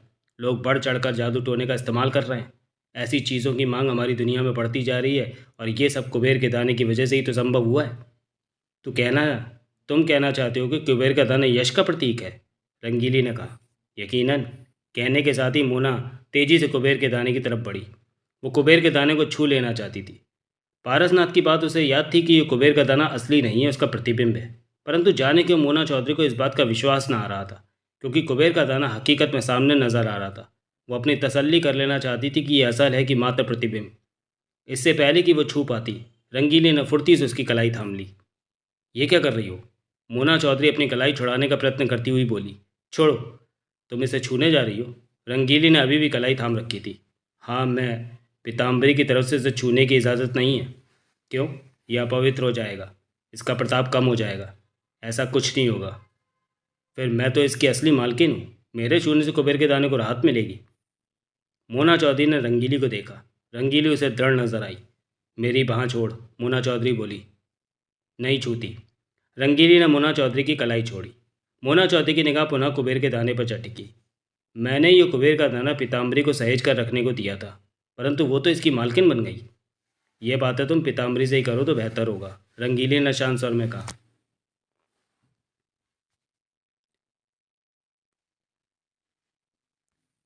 जब ये कुबेर का दाना मेरे पास था तो मैं तरक्की करती नगरी की मालकिन बन गई थी। देवा से लड़ाई छिड़ जाने के बाद मैंने इसे संभाल कर रखने को कहकर पीताम्बरी को दिया। कुबेर का दाना मैं अपने से जुदा ना करती तो उस लड़ाई में मैं कभी ना मारी जाती। देवा से मैं जीत जाती, जिंदा रहती। परंतु देवा मेरे हाथों मारा गया और मरते मरते देवा ने मुझ पर घातक वार किया कि मैं भी ना बच सकी। पीछे की बातें पीछे छूट चुकी है मिन्नू, अब वक्त दूसरा है। हाँ रंगीली, तू ठीक कहती है, मोना चौधरी ने कहा और वहाँ टहलने लगी। वहाँ की चीज़ों के बारे में जानकारी लेने लगी। वो जो पूछती रंगीली उसे बता रही थी। मोना चौधरी की निगाह बार बार कुबेर के दाने की तरफ उठ रही थी। अगर वो सच में प्रतिबिंब है तो असल कुबेर का दाना कहाँ हो सकता है? कहाँ से आ रहा है कुबेर के दाने का प्रतिबिंब? रंगीली के साथ वहाँ घूमती मोना चौधरी इन्हीं उलझनों को सुलझाने में लगी रही। दोपहर बाद मोना चौधरी नगीना के पास पहुंची। आ मिन्नू, नगीना प्यार से कह उठी। अब तो तेरे को बहन की याद आने लगी है। मोना चौधरी के चेहरे पर गंभीरता थी। गुड्डी, मोना चौधरी ने धीमे स्वर में पुकारा। हाँ बोल। उसी पर नगीना के होंठ हिले और गुड्डी का सर निकला। बेला की आंखों में शीशे जैसी चमक आ ठहरी थी। मैंने अभी कुबेर का दाना देखा, मोना चौधरी ने कहा। कहाँ? तहखाने के हॉल में, सोने के फूलदान के ऊपर बराबर कर रखी सतह पर रखा है। गुड्डी खामोश रही। पारसनाथ ने भी उसे देखा था, परंतु पारसनाथ कहता है कि वो असली कुबेर का दाना नहीं, उसका प्रतिबिंब है। तूने उसे छू कर नहीं देखा था? रंगीली ने छूने नहीं दिया, शायद इसलिए कि वो प्रतिबिंब ही हो, मोना चौधरी ने कहा। पारसनाथ के कहे पर तुझे भरोसा नहीं क्या? गुड्डी ने पूछा। भरोसा है, लेकिन पारसनाथ के हालात पर गौर करती हूँ तो सोचती हूँ कि उसकी बात मानूँ या ना मानूँ। मान ले। क्या वो सच बात मेरे से कर रहा था? हाँ, मैंने उस वक्त उसके दिमाग को पढ़ लिया था। जब वो पीताम्बरी पीताम्बरी कहते भाग खड़ा हुआ था, तब मैं पास ही थी, नगीना में। कुबेर के दाने की वजह से ही वो पीताम्बरी से नज़दीकियाँ बनाना चाहता था। ये सब विस्तार से जानने के लिए पढ़ें अनिल मोहन कपूर प्रकाशित उपन्यास गुड्डी। तूने ये बात मेरे को ना बताई, ज़रूरत नहीं समझी। बताने से पारसनाथ के प्रति तुम लापरवाही बरत सकती थी, उसकी योजना खराब हो जाती। मैं नहीं जानती थी कि वो किस तरह का काम करना चाहता था। अब पारसनाथ ने तुमसे बात की तो मैंने इस बात में हामी भरी। मोना चौधरी कुछ पल खामोश रहकर कह उठी। अगर मैं पारसनाथ की बात को सच मानूं तो वो प्रतिबिंब है, तो फिर असली कहाँ है? तुमने खोजा नहीं? खोजा। रंगीली मेरे साथ थी, परंतु सफल नहीं हो सकी। मोना चौधरी होठ भींचकर कह उठी। मेरे ख्याल से ये काम अब आसान नहीं है कि प्रतिबिंब की असल को खोजा जा सके। आसान क्यों नहीं है? पहली बात तो यह है कि पीताम्बरी ने कुबेर के दाने को सुरक्षित रखने का कच्चा प्रबंध नहीं किया होगा। दूसरी बात यह है, इस काम के लिए पर्याप्त वक्त चाहिए, जो कि मुझे कभी भी नहीं मिल सकता। क्यों? मैं तो हर वक्त किसी न किसी की निगाहों में रहती हूँ। पीताम्बरी की, रंगीली की, आरोमा की, सबकी नज़रें मेरे पर रहेंगी। वैसे भी मैं अकेली तहखाने में जाऊंगी तो वहाँ क्यों गई, इसका मेरे पास जवाब न होगा, मोना चौधरी गंभीर स्वर में कह रही थी। और पारसनाथ के मुताबिक पीताम्बरी को मुझ पर विश्वास भरा संदेह हो चुका है कि मैं कुबेर का दाना पाने के लिए उसकी सेविका बनी हूँ। वो तेरी मौजूदगी के बारे में भी जानती है। तू बेला में आकर मुझसे बात करती है और बेला का दूसरा रूप जो कि नगीना के पास है उसमें आकर देवराज चौहान से बात करती है। यानी कि मेरे और देवराज चौहान के बीच तू कड़ी का काम कर रही है। गुड्डी ने हौले से सिर हिलाया। पीताम्बरी ये बात भी जानती है कि देवराज चौहान ही यहाँ कुबेर का दाना लेने आएगा। तभी खीरी ने भीतर प्रवेश किया, परंतु मोना चौधरी को देखकर ठिठकी। खीरी, नगीना मुस्कुरा कर कह उठी, ये मेरी बहन मिन्नू है। मैं इससे कुछ खास बात कर रही हूँ, तू बाद में आना। सिर हिलाकर खीरी बाहर निकल गई। तो पीताम्बरी सब जान चुकी है? गुड्डी मुस्कुराई। हाँ, मेरे ख्याल से अब काम नहीं हो सकेगा। पीताम्बरी को देवराज चौहान के यहाँ आने का इंतज़ार है कि वो कुबेर का दाना लेने आए और पीताम्बरी अपने पत्ते खोल दे। काम तो होगा। गुड्डी हौले से हंसी। होगा? मोना चौधरी की आंखें सिकुड़ी। हाँ, चौहान कुबेर का दाना लेने अवश्य आएगा। ये तो पागलपन होगा। मोना चौधरी का सर तेज़ हो गया। पीताम्बरी उसे दबोच लेगी। ये तो बात की बात है, लेकिन चौहान आएगा ज़रूर। जबकि ये भी नहीं मालूम कि असल कुबेर का दाना कहाँ पर है। इसका फैसला तो चौहान करेगा कि उसे क्या करना है। अभी बहुत कुछ सोचना बाकी है। पीताम्बरी को मेरे तुम्हारे बारे में सच्चाई कैसे पता चली? हमसे तो कोई गलती नहीं हुई। मैं नहीं जानती। मोना चौधरी ने गहरी सांस ली। तुम्हारी ही जानकारी अधूरी है। कुछ और पता करो कुबेर के दाने के बारे में। गुड्डी बोली। पारसनाथ पीताम्बरी के साथ है, कोई खबर होगी तो वो मुझे बताएगा। गुड्डी खामोश रही। तू भी जा सकती है तहखाने में। खुद को हवा कहती है तो तेरे को कौन रोकेगा टोकेगा? मैं शक्ति रूपी हवा हूँ, साधारण हवा नहीं। हवा का वजूद नहीं होता, मेरा वजूद है। मैंने तो कब का कुबेर का दाना तलाश कर लिया होता कि वो कहाँ है, लेकिन पीताम्बरी ने पैरे बिठा रखे हैं। पैरे? हाँ, उन पैरों का हवा तो पार कर सकती है, परंतु मैं नहीं। मंत्रों से पीताम्बरी ने रास्ते बंद कर रखे हैं कि कोई अदृश्य शक्ति भी भीतर ना जा सके। ऐसे में वहाँ मेरा प्रवेश बंद है। गुड्डी ने कहा। ओह, अगर मैंने पीताम्बरी के पैरे में से गुजरने की चेष्टा की तो जल भी सकती हूँ। समझी। एक समस्या और भी है। बोल। पारसनाथ ने बताया कि जहाँ कुबेर का दाना, असल दाना पड़ा है, उसे भी मंत्रों से बांध रखा है। अगर कोई कसल कुबेर के दाने तक पहुँच भी गया तो जब तक मंत्र नहीं पड़ेगा कुबेर के दाने को छू भी नहीं पाएगा। और उस मंत्र से तुम अनजान हो। हाँ, इस समस्या का हल तो निकाला जा सकता है। गुड्डी ने सामान्य स्वर में कहा। कैसे? जब यह वक्त आएगा तब बताऊंगी। मोना चौधरी गुड्डी को देखती रही। गुड्डी खामोश रही। अब क्या करना है? मैंने कुछ नहीं करना। करना तो तुमने और चौहान ने है। तुम्हारी आधी अधूरी जानकारी पर मैं चौहान से बात करती हूँ कि वो क्या सोचता है।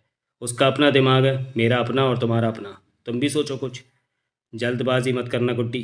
तुम कहीं देवराज चौहान के साथ साथ सबको ही खतरे में डाल दो। कुछ करने का वक्त आ चुका है। अब जो भी होगा जल्दबाजी में ही होगा। मैं समझी नहीं। कैसा वक्त?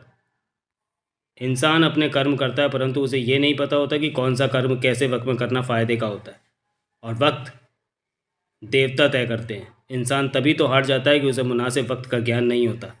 तुम्हारा मतलब कि काम करने का मुनासिब वक्त पास में है? हाँ, वही मतलब है मेरा। मेरी समझ से बाहर है तुम्हारी बातें। मोना चौधरी असहमति से कह उठी। गुड्डी मुस्कुराई।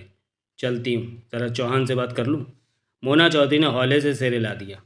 अगले ही पल नगीना की आंखों से कांच जैसी चमक गायब होती चली गई। गुड्डी चली गई थी। मिन्नो, बैठ, तू खड़ी क्यों है? नगीना खुशी से कह उठी। मैं तेरे लिए चाय मंगवाती हूँ। खिरी, उसने पुकारा। मोना चौधरी मुस्कुराई और सोफे की तरफ बढ़ गई। खिरी ने भीतर प्रवेश किया। तुमने बुलाया? मेरी बहन मिन्नो आई है, जल्दी से चाय ला। खिरी तुरंत पलटकर बाहर निकल गई। पारसनाथ अपने कमरे में बैठा सोचों में डूबा हुआ था। सारे हालात को पर वो गौर कर चुका था। उसे कुछ समझ नहीं आ रहा था कि क्या होने वाला है। आने वाला वक्त उसे खतरे से भरा लग रहा था। पीताम्बरी सब कुछ जानती थी कि उसके खिलाफ चक्रव्यूह फैलाया जा रहा था और अब वो अपना ही चक्रव्यूह तैयार करने वाली थी कि उसका शैतानी खेल जारी हो जाए। वो देवराज चौहान को हर हाल में ख़त्म करना चाहती थी। मोना चौधरी और नगीना पहले से ही पीताम्बरी के कब्जे में थी। इन दोनों को जब चाहे पीताम्बरी चींटी की तरह मसल सकती थी। पारसनाथ व्याकुल हो उठा। उसने मोना चौधरी को सब कुछ बता दिया था पीताम्बरी के बारे में। क्या पीताम्बरी को ये सब बातें मालूम हो गई होंगी? उलझन में था पारसनाथ। मोना चौधरी से बात करने के बाद पीताम्बरी से उसकी मुलाकात न हो सकी थी। रंगीली ने बताया था कि तहखाने में वो अपने किसी खास काम में व्यस्त है, शायद शाम तक फारिग हो। जो भी हो, पारसनाथ इस वक्त अपनी उधेड़ बुन में जाने किस नतीजे पर पहुंचने में व्यस्त था। तभी दरवाजे पर आहट हुई। पारसनाथ ने उधर देखा तो फौरन हड़बड़ा कर उठ गया। पीताम्बरी ने भीतर प्रवेश किया था। पारसनाथ तुरंत उठा और उसकी तरफ बढ़ा। ओह, तुम कहाँ थी? पास पहुंचकर पारसनाथ उसका हाथ थामता क्या उठा। तुम्हारे बिना मुझे वक्त काटना भारी हो रहा था। अब तुम आ गई हो तो मुझे कितनी शांति मिली है। पीताम्बरी ने मुस्कुराकर उसका हाथ दबाया और आगे बढ़कर बैठती हुई बोली, महातांत्रिक के न रहने से मेरी समस्याएं बहुत बढ़ गई हैं। मुझे बताओ, मैं कैसे तुम्हारी समस्या दूर कर सकता हूँ? पारसनाथ अपनेपन से बोला। अभी तुम कुछ नहीं कर सकते। ये कैसे हो सकता है कि मैं तुम्हारे लिए कुछ ना कर पाऊँ? क्योंकि तुम इन सब कामों से अनजान हो। तो मुझे बताओ, ये काम कैसे किए जाते हैं? मैं तुम्हारा सारा बोझ अपने कंधों पर ले लेना चाहता हूँ। पीताम्बरी मुस्कुराई और हाथ पकड़कर पारसनाथ को अपने करीब बिठा लिया। बहुत भोले हो परसू, वो प्यार से बोली। क्यों? ये सब इतना आसान नहीं जितना कि तुम समझ रहे हो।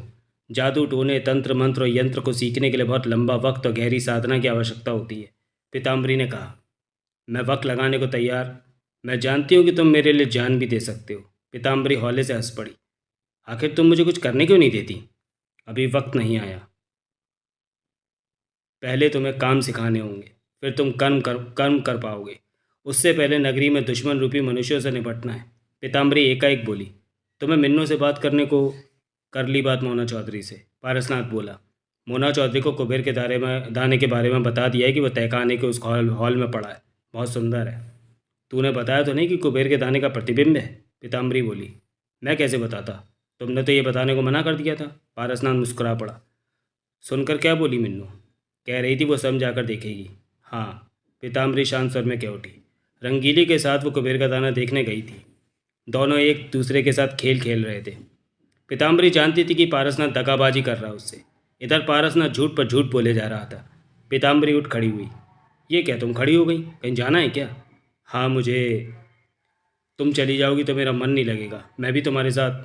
मुझे जो काम करने हैं उनमें अभी तुम मेरा साथ नहीं दे सकते परसू। मैं भी बहुत व्यस्त हूँ। ऐसा क्या काम है कि मैं तुम्हारे साथ नहीं? है। तुम कितना भी कह लो, इन कामों में तुम अपने साथ नहीं रख सकती। पारसनाथ ने गहरी सांस ली। बोला, ठीक है, जैसी तुम्हारी मर्जी। मर्जी नहीं, मजबूरी परसू। पीताम्बरी ने मुस्कुराकर कहा। मिन्नू और क्या कह रही थी? कुछ नहीं, यही कहा कि वह स्वयं कुबेर का दाना देखेगी। पीताम्बरी ने सिर हिलाया और बाहर निकल गई। उधर आरोमा उसी कमरे में भविष्य के पास पहुंचा। आहट पाते ही भविष्य ने आंखें खोली, पलकें झपकाईं। क्यों बच्चे, तुम फिर आ गए? भविष्य कहते हुए मुस्कुरा पड़ा। तुमने मुझे बहुत तंग कर रखा है। मैंने? भविष्य बोला। हाँ, तुम कहते हो कि देवा यहाँ आकर मुझसे मिलेगा, लेकिन मुझे तो होता कुछ नज़र नहीं आ रहा। बहुत कुछ हो रहा है। भविष्य ने आंखें नचाईं। क्या? हर कोई अपने पत्ते फेंट रहा है, अपनी चालें चल रहा है। तेरे को नहीं पता? मुझे पता। मुझे बता। मैं क्यों बताऊँ?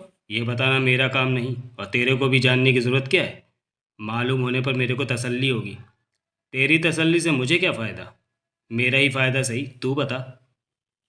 तेरे को ये सोचना है कि देवा तेरे से जो काम करने को कहेगा क्या वो तू करेगा?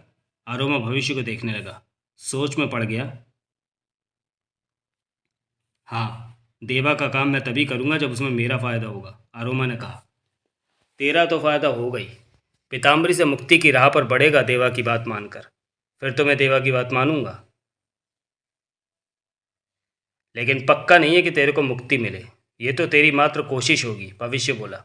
कोशिश सफल होगी कि नहीं, ये मैं नहीं बताऊंगा, वक्त बताएगा। तेरे को बताने में क्या है? मेरा भविष्य मेरे से ही छिपा कर क्यों रखता है? यही दस्तूर है। दस्तूर तो हम सबका ही बनाया हुआ। मैं भी तो मजबूर हूँ। एक हद से ज़्यादा मैं भी नहीं बता सकता। क्यों पूछता है तू? इसलिए कि अगर मैं सफल नहीं हूँ तो देवा की सहायता ही ना करूँ। खूब। तो मीठा ही मीठा खाना चाहता है, नमकीन नहीं। जो बात मेरे को स्वादिष्ट लगेगी वही तो खाऊंगा। इसमें भी तेरे को ऐतराज़ है? मेरे को क्यों ऐतराज़ तेरी करनी से? लेकिन अपने हाथों से तेरे को मीठा नहीं खिलाऊंगा। मीठा खाना है तो मेहनत कर, खतरा मोल ले, फिर भाग्य में है तो मीठा खा, भविष्य ने कहा। देवा के काम देवी पीताम्बरी के खिलाफ ही होंगे। हाँ, वो मुझे पीताम्बरी के खिलाफ ही काम करने को कहेगा। हाँ, ये अब तेरे पर ही निर्भर है कि तू पीताम्बरी के खिलाफ करता है कि नहीं। पहले ही सोच कर रख। मुक्ति रूपी मीठा खाने की चेष्टा करनी है तो देवा के कहे पर ही चलना होगा, तब मुक्ति भी मिल सकती है और मौत भी। यही तेरा भविष्य है। दूसरा भविष्य है कि तमाम जिंदगी इसी तरह पीताम्बरी की सेवा में लगा रहे, भविष्य ने शांत स्वर में कहा। नहीं, मैं इन सब कामों से हटकर आराम का जीवन बिताना चाहता हूँ, आरोमा क्या उठा। फिर तो तेरे को देवा का साथ देना ही होगा। देवा कब आएगा? ज़्यादा देर नहीं बची, बस ज़्यादा सवाल न कर। आरोमा खामोश खड़ा रहा। भविष्य ने आंखें बंद कर ली। आरोमा पीठ पर हाथ बांधे टहलने लगा। इस बीच भविष्य चुपके से एक आंख खोलकर आरोमा को देख लेता था। कई मिनट ऐसे ही बीत गए। जाता क्यों नहीं तू? भविष्य क्या उठा। तेरे को क्या? आरोमा ने उखड़े अंदाज में भविष्य को देखा। तेरी आहटें मेरे को चैन नहीं लेने दे रही। जो भी सोचना है बाहर जाकर सोच। एक बात बता दे, चला जाऊंगा मैं। क्या? देवा महल में आएगा कब? भविष्य कुछ चुप रहकर क्या उठा। कल आएगा। कल? आरोमा चौंका। भविष्य की आंखें और होठ बंद हो गए थे। आरोमा समझ गया कि अब भविष्य बात नहीं करेगा और बाहर निकल गया।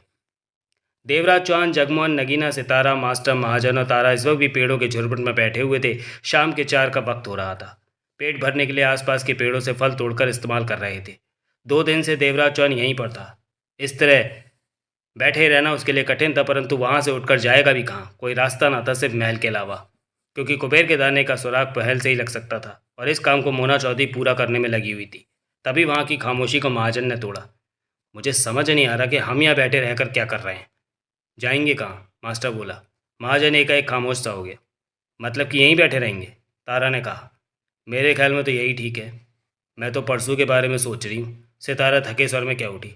उस बुरी पीताम्बरी का दिन अभी भी निकला होगा या नहीं, या परसों के साथ अभी भी कमरे में बंद है। इन बातों को सोचना छोड़ दो सितारा, जगमोहन ने कहा। क्यों? हमें क्या मालूम वहाँ क्या हो रहा है? क्या पता पारसनाथ वहाँ राजा बनकर रह रहा हो। तो ये क्या अच्छी बात हुई? बुरा क्या है इसमें? मेरा पति किसी और के दिल का राजा? दिल का नहीं, महल के राजा की बात कर रहा। इन बातों को छोड़ो। मैं तो ये कह रही हूँ कि भिखारी ठीक है परसू, वो हर पल मेरे पास रहे। देख लेना, अगर परसू ने पीताम्बरी का साथ नहीं छोड़ा तो मैं कुएं में कूद कर जान दे दूंगी।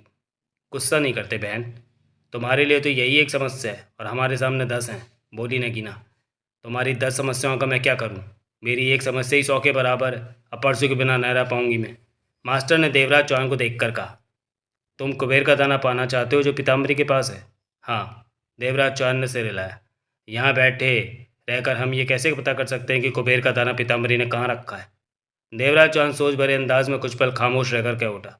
वहाँ कोई है जो पता करने की चेष्टा कर रहा है कि पीताम्बरी ने कुबेर का दाना कहाँ रखा है? कौन है वहाँ? जगमोहन के होठों से बरबस ही निकला। अभी नहीं बता सकता, जल्दी इस बात का खुलासा करूंगा, देवराज चौहान बोला। कब? तारा ने पूछा। जब कुबेर के दाने का पता चल जाएगा। यह भी तो हो सकता है कि कुबेर का दाने का पता ही ना चले, तारा कह उठी। पीताम्बरी ने कुबेर के दाने को ऐसी जगह रखा होगा कि किसी को उसकी हवा भी ना लगे। ऐसा ना होता तो अब तक पता चल चुका होता, देवराज चौहान मुस्कुराया। इसका मतलब हमें यहाँ ज़्यादा देर रहना पड़ सकता है, महाजन ने कहा। हाँ, मेरे ख्याल में हम कुबेर का दाना नहीं पा सकेंगे, महाजन बोला। क्यों? तारा ने उसे देखा। पीताम्बरी या महातांत्रिक हम पर पुनः तंत्र मंत्र का कोई घातक वार कर सकते हैं। हाँ, ये हो सकता है, तारा बोली। रात भर हम उनके किसी खतरनाक वार से परेशान रहे, महाजन गंभीर स्वर में बोला। जाने वो कैसी शक्ति थी जो हमारी बाहें अलग करने का भरसक प्रयत्न कर दी रही थी। मेरे ख्याल से उस शक्ति के पास शारीरिक ताकत ना होगी, वो तंत्र मंत्र से ही चलती होगी, तभी वो हमारी बाहें अलग ना कर सके एक दूसरे से। ये तो अच्छा हुआ कि उस वक्त हम एक साथ थे। देवराज चौहान ने पहले ही बता दिया कि एक दूसरे के हाथ थाम लेने से हम अपनी जान बचा सकते हैं। मेरे गले में सितारा की डाली माला ने हमें बचा लिया। अगली बार जब कोई वार हो तो क्या ज़रूरी है तब भी हम संपर्क में हों, सतर्क हों या एक दूसरे के पास हों? कोई कुछ ना बोला। खामोशी से ठहरी थी उनके बीच। माला देने वाले को तुम भी जानते हो नील सिंह, सितारा क्या उठी। मैं कैसे जानता हूँ? वो शिलाजीत है, अब महात्मा है, लेकिन कभी परसों का दोस्त हुआ करता था। जानने के लिए पढ़े अनिल मोहन का पूर्व प्रकाशित उपन्यास गुट्टी। शिलाजीत? महाजन बड़बड़ाया। मैं इस नाम के किसी आदमी को नहीं जानता। पूर्व जन्म की बात कर रही हूँ, सितारा बोली।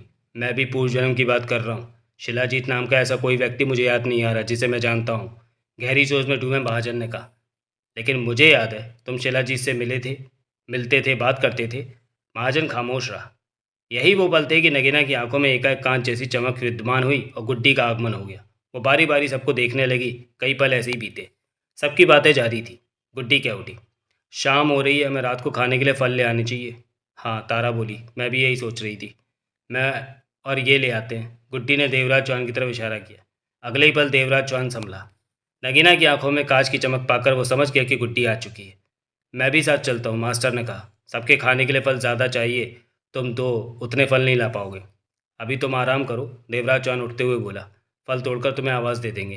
गुड्डी भी उठ चुकी थी। देवराज चौहान के साथ वो पेड़ों के झुरमुट से निकल गई। जगमोहन के चेहरे पर शांत भाव थे। उसने भी नगीना की आंखों में उभरी चमक को देखकर गुड्डी के आ जाने का एहसास पा लिया था। वो समझ गया कि खास बात होगी, तभी गुड्डी उसे अलग ले गई है। चौहान, गुड्डी उसके साथ उस जंगल जैसी जगह में आगे बढ़ती बोली। मोना चौधरी ने कुबेर के दाने के बारे में कुछ जानकारी पा ली है। ओह खूब। यह जानकारी पारसनाथ को मिली। उसने मोना चौधरी को बताया। गुड्डी ने कहा। चौंका। पारसनाथ? हैरान क्यों हो गए? गुड्डी मुस्कुराई। वो तो पीताम्बरी का दीवाना है। वो ऐसा कुछ नहीं है। जब पारसनाथ ने तुमसे जाना कि तुम दुनिया के भले के लिए कुबेर का दाना हासिल करके नष्ट करना चाहते हो, तब तक उसे पूर्वजन्म याद आ चुका था। ये बातें जानने के लिए पढ़ें अनिल मोहन का उपन्यास गुड्डी। पारसनाथ को पीताम्बरी की भी खूब याद आ गई थी। तब उसने सोचा कि वो एक बार फिर पीताम्बरी का दीवाना बन जाता है। इससे उसे पीताम्बरी के करीब रहने का मौका मिलेगा और मालूम कर लेगा कि पीताम्बरी ने कुबेर का दाना कहाँ रखा है। ऐसा था तो वो तब मुझे बता सकता। उसे बताने का वक्त ही नहीं मिला था और पीताम्बरी पीताम्बरी कहते दौड़ता चला गया था। गुड्डी ने कहा। तुम्हें ये सब बातें पता था कि पारसनाथ किस फेर में है, और तुमने मुझे नहीं बताया? क्या करना था तूने ये सब बातें जानकर? मैंने तो इसलिए नहीं बताया कि बात बाहर निकल गई तो इससे पारसनाथ की जान को पीताम्बरी से खतरा पैदा हो सकता है। गुड्डी ने शांत स्वर में कहा। समझा। वैसे अब मोना चौधरी की जान भी खतरे में है। वो कैसे? देवराज चौहान ने गुड्डी को देखा। पीताम्बरी को मोना चौधरी पर शक हो गया है। पीताम्बरी को महसूस हो चुका है कि मैं वहाँ मौजूद मेला में आती हूँ और मोना चौधरी से बात करती हूँ, यानी कि तुम दोनों में कड़ी बनी हुई हूँ। ओह। पीताम्बरी ये भी जानती है कि अब तुम कुबेर के दाने को लेने आओगे। गुड्डी ने कहा। कुबेर के दाने की खबर की बाबत पीताम्बरी ने पारसनाथ को कहा कि वो मोना चौधरी को दे। इसका मतलब कि पीताम्बरी खेल खेलने लगी है। देवराज चौहान के होंठ भिसते चले गए। वो तुम्हें ख़त्म करना चाहती है और तुमसे एक बार मिलना भी चाहती है। पारसनाथ पर पीताम्बरी को संदेह नहीं हुआ? इस बारे में मुझे ज्ञान नहीं। महल के भीतर की बातें मैं ज़्यादा नहीं जान पाती, क्योंकि वहाँ पीताम्बरी ने अपनी शक्तियाँ छोड़ रखी हैं कि बाहरी शक्ति महल में भी अपनी मनमानी न कर सके। गुड्डी ने कहा। देवराज चौहान का चेहरा सोचों से भरा पड़ा था। परंतु कुबेर के दाने के बारे में समस्या भी है। गुड्डी ने कहा। कैसी समस्या? देवराज चौहान की आंखें सिकुड़ी। असल में कुबेर के दाने की मौजूदगी का ना पता लगकर उसके प्रतिबिंब के बारे में पता चला है। प्रतिबिंब? देवराज चौहान के चेहरे पर अजीब से भाव उभरे। बिल्कुल असल जैसा है देखने में। पीताम्बरी ने पारसनाथ से नहीं कहा था कि प्रतिबिंब का जिक्र करे मोना चौधरी से।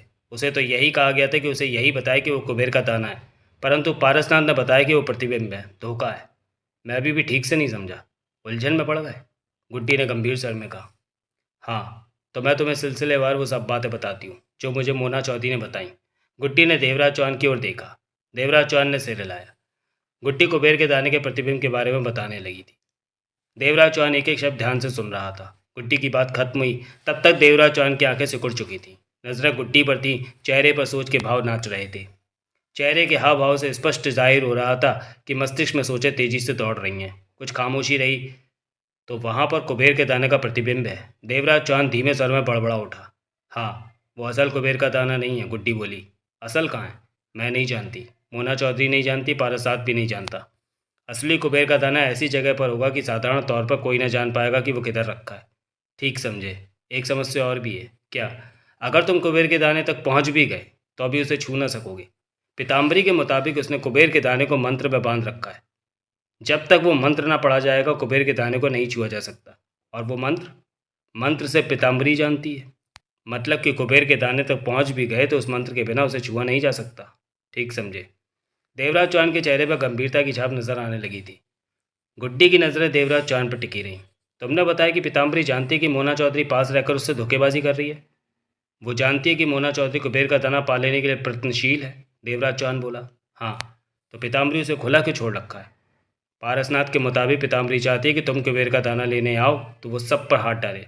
अगर उसने मोना चौधरी बेला पर पहले हाथ डाल दिया तो तुम सतर्क हो जाओगे, फिर शायद उसके जाल में ना फंसो। देवराज चौहान के होठ बिछ गए। पीताम्बरी का असली निशाना तुम हो चौहान, जबकि मेरी और उसकी कोई दुश्मनी नहीं है। बात दुश्मनी की नहीं है। सच मानो तो शायद पीताम्बरी तुम्हारी जान ही नहीं लेना चाहती, परंतु तुम्हारे ग्रह ऐसे हैं कि अगर तुम नगरी में जमे रहे तो नगरी के लिए, उसके कामों के लिए नुकसानदेह हो सकते हो। इसलिए तुम्हारी जान लेना उसके लिए ज़रूरी है। तुम्हारे यहाँ पाँव पड़ते ही पीताम्बरी के देवता भी परेशानी में फंस चुके हैं। जहाँ वे लंबे अरसे से रह रहे हैं, तीव्र कंपन की वजह से वो सारी जगह उलट पुलट हो गई है। ये सब हुआ जब तुम्हारे पाँव नगरी में पड़े। देवराज चौहान गुड्डी को देखता रहा। गुड्डी की गंभीर निगाह देवराज चौहान पर थी। इन सारी बातों से तुम क्या समझे? देवराज चौहान कुछ ना बोला। कुबेर का दाना ही वहाँ नहीं है, मात्र उसका प्रतिबिंब है, तो तुम्हारा काम अभी शुरू ही नहीं होता। गुड्डी, वो प्रतिबिंब जहाँ से आ रहा है वहाँ तो असली कुबेर का दाना मौजूद होगा। ज़रूर होगा। प्रतिबिंब असली से ही तो आ रहा है, लेकिन उस तक पहुंचना असंभव भी तो हो सकता है। क्यों? वो जाने कहाँ, कहीं तो होगा। पीताम्बरी ने कुबेर का दाना 7 पैरों के पीछे रखा होगा, गुड्डी ने दृढ़ स्वर में कहा। पैरों को तोड़ना ही मेरा काम है, देवराज चौहान गुड्डी की आंखों में देखते हुए कह उठा। सारा जीवन यही तो किया है मैंने। तुम्हारी दुनिया के और यहाँ की दुनिया के हालात जुदा हैं, गुड्डी ने गंभीर स्वर में कहा। सबसे महत्वपूर्ण तो ये बात यह है कि पीताम्बरी की निगाह हर पल तुम पर होगी। वो तुम्हें देख रही होगी कि तुम क्या कर रहे हो सकता है कि वो तुम्हें ज़्यादा कुछ करने का मौका ना दे। तुम महल में चोरी छिपे घुसो और पीताम्बरी तुम पर जानलेवा प्रहार कर दे। इतना खतरा तो उठाना ही पड़ेगा। उस खतरे में तुम अकेले नहीं हो, गुड्डी अपने शब्दों पर जोर देते हुए कह उठी। सभी किसी न किसी रूप में तुमसे जुड़े हुए हैं। सबके ग्रह तुम्हारे साथ बन चुके हैं। मोना चौधरी भी अब तुम्हारे साथ इस काम में शामिल हो चुकी है, तो उसके ग्रह भी, उसके साथियों के ग्रह भी तुम्हारे साथ बन चुके हैं। तुम मरे तो वो भी जिंदा न बचेगी। देवराज चौहान ने हौले से सिर हिलाया। सबसे खास बात और भी है। क्या? मैं भी तुम्हारे साथ बन चुकी हूँ, गुड्डी ने गंभीर स्वर में कहा। तुम जान से गए तो मेरा अस्तित्व भी खत्म हो जाएगा। मेरी 1000 सालों की मेहनत मिट्टी में मिल जाएगी। अपनी दुनिया में मैं मेहनत करके कहाँ से कहाँ आ पहुँची हूँ। तुम्हारे मरते ही मेरी जान भी चली जाएगी। मेरी तारें भी तुम्हारे साथ बंधी हैं। ओह, इन सब बातों पर गौर करके ही कुछ करने की सोचो, गुड्डी ने शांत स्वर में कहा। फिर तो मेरे पास एक ही रास्ता बचता है। क्या? मैं ये काम नहीं करूँ, कुबेर के दाने को भूल जाऊँ। क्यों भूल जाओ? गुड्डी के माथे पर पल पड़े। ये काम तो तुम्हें हर हाल में करना है, और मैं असफल रहा तो बहुत जाने जाएंगी। उन सब की मौत मेरे सिर पर होगी। तो क्या ये बात सोचकर अपना इरादा छोड़ देगा चौहान? बात मेरी जान की होती तो परवाह नहीं थी, परंतु परंतु के फेर में ना पड़ चौहान। अब तो गर्दन फंसा दी है, गुड्डी मुस्कुराई। इधर भी फंसना है, उधर भी फंसना है। असफल होने पर तो मौत मिलेगी, परंतु सफल हो जाने पर बचने का पूरा चांस है। अगर ये काम नहीं भी करता तो कोई भी किसी भी स्थिति में बच नहीं पाएगा। क्या मोना चौधरी ये काम नहीं कर सकती? देवराज चौहान ने पूछा। नहीं, अब तो बिल्कुल भी नहीं कर सकती। क्यों? क्योंकि पीताम्बरी जान चुकी है कि मोना चौधरी उससे धोखा कर रही है। वो मोना चौधरी पर अपनी नज़रें रखे हुए। मोना चौधरी को हरकत करने का मौका नहीं देगी पीताम्बरी। तेरे को तो थोड़ा मौका दे देगी कि तू उसका पुराना प्यार है। अब ये काम तेरे को ही करना है चौहान। इस काम में मैं कोई योजना नहीं बना सकता, देवराज चौहान ने कहा। क्यों? क्योंकि आगे की स्थिति कुछ भी स्पष्ट नहीं है। कुबेर के दाने का नहीं पता कि वो कहाँ है, सिर्फ उसका प्रतिबिंब ही पता है। ये भी मान लें कि अगर मैं कुबेर के दाने तक पहुंच गया तो उसे हासिल नहीं कर सकता, क्योंकि जिस मंत्र में कुबेर के दाने को सुरक्षा का आवरण दे रखा है उस मंत्र की मुझे जानकारी नहीं, और हो भी नहीं सकती, क्योंकि उस मंत्र को पीताम्बरी के अलावा दूसरा कोई जानता नहीं। गुड्डी खामोश रही। सामने किस चीज़ का निशाना लेना है? जब यही स्पष्ट नहीं तो मैं कैसे सफल होने के लिए कह दूँ? मानती हूँ कि तुम्हारे सामने 2 समस्याएं हैं। एक ये कि असल में नहीं मालूम कि कुबेर का दाना कहाँ पड़ा है। दूसरी समस्या ये कि अगर उस तक पहुँच भी जाएं तो उस मंत्र को पढ़े बिना उसे छू भी नहीं सकोगे, जिसके सुरक्षा कवच में वो कुबेर का दाना रखा है। देवराज चौहान ने हाँ में सिर हिलाया।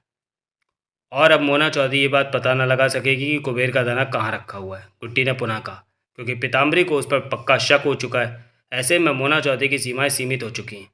अब तो जो भी है चौहान तेरे सामने ही है। तेरे को इसी से काम चलाना होगा। नहीं चला सकते तो पीताम्बरी विजयी हो जाएगी, हम सब मारे जाएंगे। ये अंधों की तरह काम करना होगा। देवराज चौहान होठ पीट कर बोला। जानती हूँ, जिसमें सफलता मिल पाना लगभग असंभव सा है। गुड्डी मुस्कुरा पड़ी। हाँ, स्पष्ट यह है कि हम फंस गए। मैं सिर्फ इतना जानती हूँ कि तुम हिम्मत कभी नहीं हारते। मैं कभी भी हिम्मत नहीं हारता। देवराज चौहान गहरी सांस लेकर क्या उठा। लेकिन पहाड़ से आंखें बंद करके कूद जाने को हिम्मत भी तो नहीं कहते।